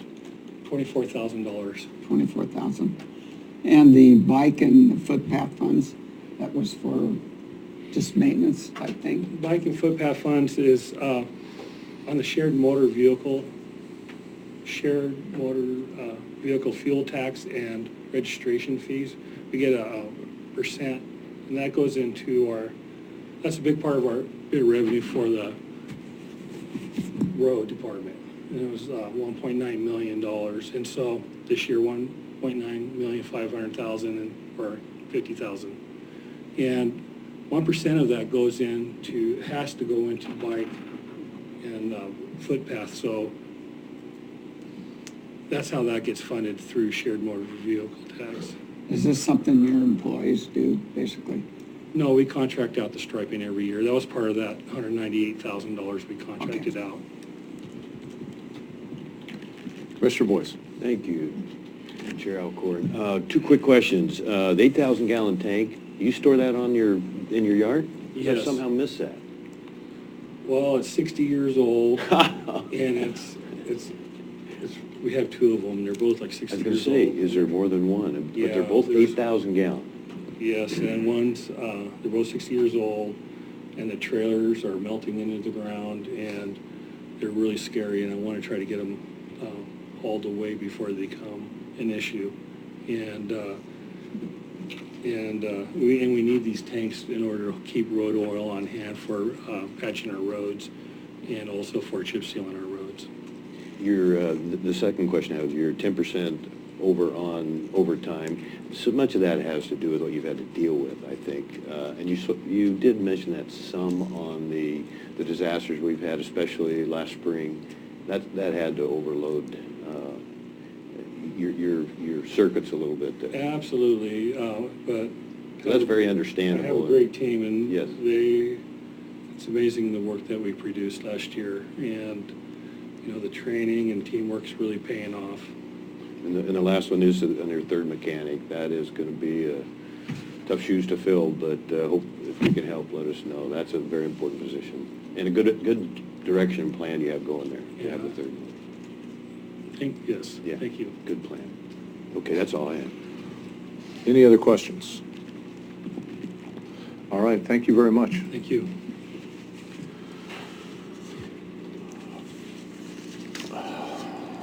All right, next on the agenda is Budget Committee questions and comments. Are there any?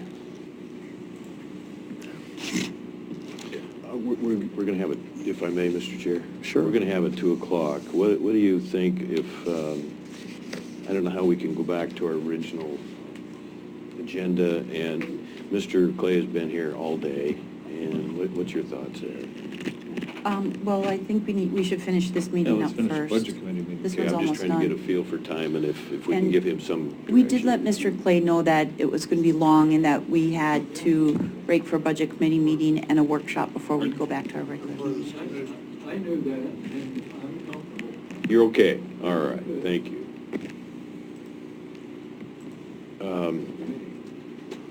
I may have some comments or just even some potential recommendations. Citizen Revenue Task Force. He's here for the 2 o'clock. Okay. Welcome, Mr. Ostrowski. How are you?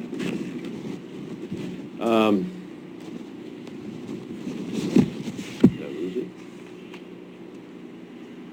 You know, not to come up with excuses, but you've heard a lot of discussion today on some of the things, that surprises that we've got just in the last year. And, you know, the towers, and we've referenced these a little bit. You added a couple more today that I think I was aware of, but had perhaps overlooked. And some of these figures may be off, but they are outside the budget, and that is the towers, reminded everyone, 800 grand. I'd forgot almost 2 years ago that Day Wireless had recommended 2 additional towers, total of 7. I mean, that's staggering to me. Maybe that's an overstatement, but I just don't see us ever be in a position to budget or find the funds for that. I don't want to be pessimistic, but that's huge. We've talked about the courthouse security somewhere around 25,000 that we had no choice on, in my opinion. Good work there, Commissioner Pash. The phone system, we're trying to almost overcome an embarrassment there, 50K, where we're not accessible to our people, and so that's been a huge one. The heating and air conditioning system for this building, 35, the strategic plan 5, plus staff time, that's been required, and I'm not in any way diluting my enthusiasm for the responsibility of pursuing that. And then I talked a little bit about a year ago, the $124,000 jail settlement. You mentioned the $16,000 payment to AOC, $5,000 for the wage study, $8,000 for Moss Adams, and then Mr. Thode reminded us again on, wow, the trash properties that we're responsible to clean up. But we're trying to take that responsibility because we care about what our neighborhoods look like and our property values and everything else. So as we go towards the budget season, you know, we've talked about the open gov. I've had I explained to the board that was the hardest vote I've made yet in my 3 years here. I absolutely saw the rationale behind that and the direction that it could have, and the areas that could have benefited this county. And yet, you know, we don't have anybody to run it now, and we may not have. And then in addition to that, we're looking at all these areas that are adding expenses. The money is really going out, and rising costs. You know, I'm looking at, even with the Sheriff's Department recommending this board immediately consider no new vehicles.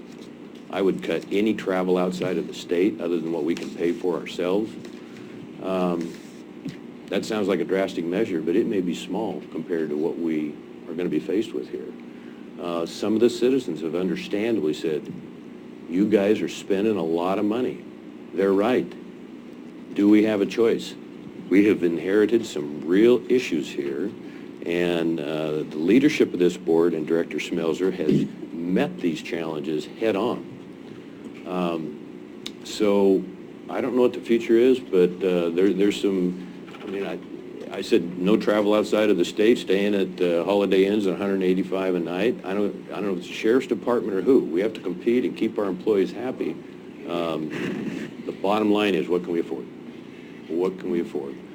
So, and later on today, we're going to talk about the absentee property fees. And we've had a lot of public opposition to that. And yet, we have to come up with some funds. And it can't just be grants. And I think we've got some good progress And I hope to give the board, as I said, a very good report when I get back from Roseburg with USDA and the Ford family, and how that can set our plan in motion in connection with the strategic plan. But we keep telling the citizens we don't have a lot of money, and we're in a real tough position.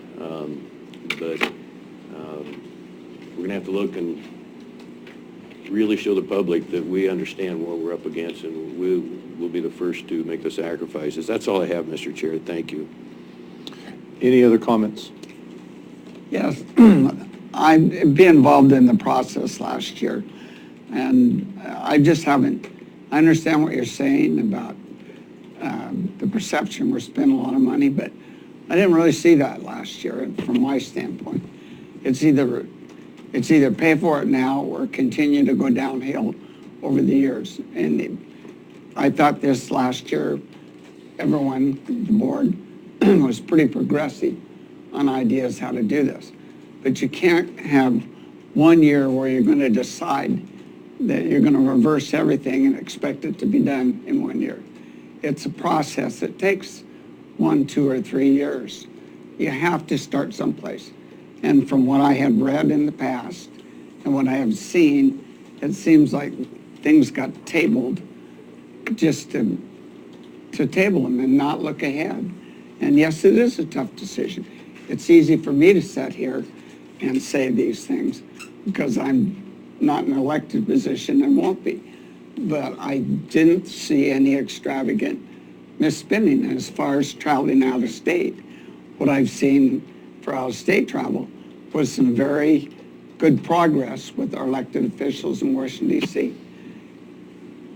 And to ask a commissioner to pay for their own expenses to travel to Washington, D.C. on behalf of the county, I just don't feel that's right. If you want to do it, that's fine. But I don't think you can function. And when I first started this process, it was people that served voluntary and whatever. And you can't do that without having paid position. You folks work a lot, you know. And I think there's a misperception in the public from all the prior issues that went on about the pay and et cetera. And I just, if I had thought last year that this year there was overexpending and not trying, I probably wouldn't be here this year. But I just don't see it. And that's just from my standpoint. Commissioner Pash, you have a comment? No, sir. Okay. All right, we need to come up with a date for our next meeting and when that's going to be.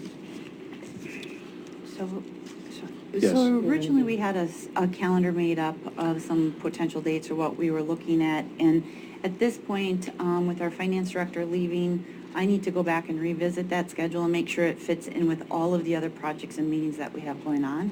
So I'll get back to the budget committee with some possible dates, and then we'll just poll you and see what's going to work, okay? I think we had like almost every Wednesday in February was selected for that.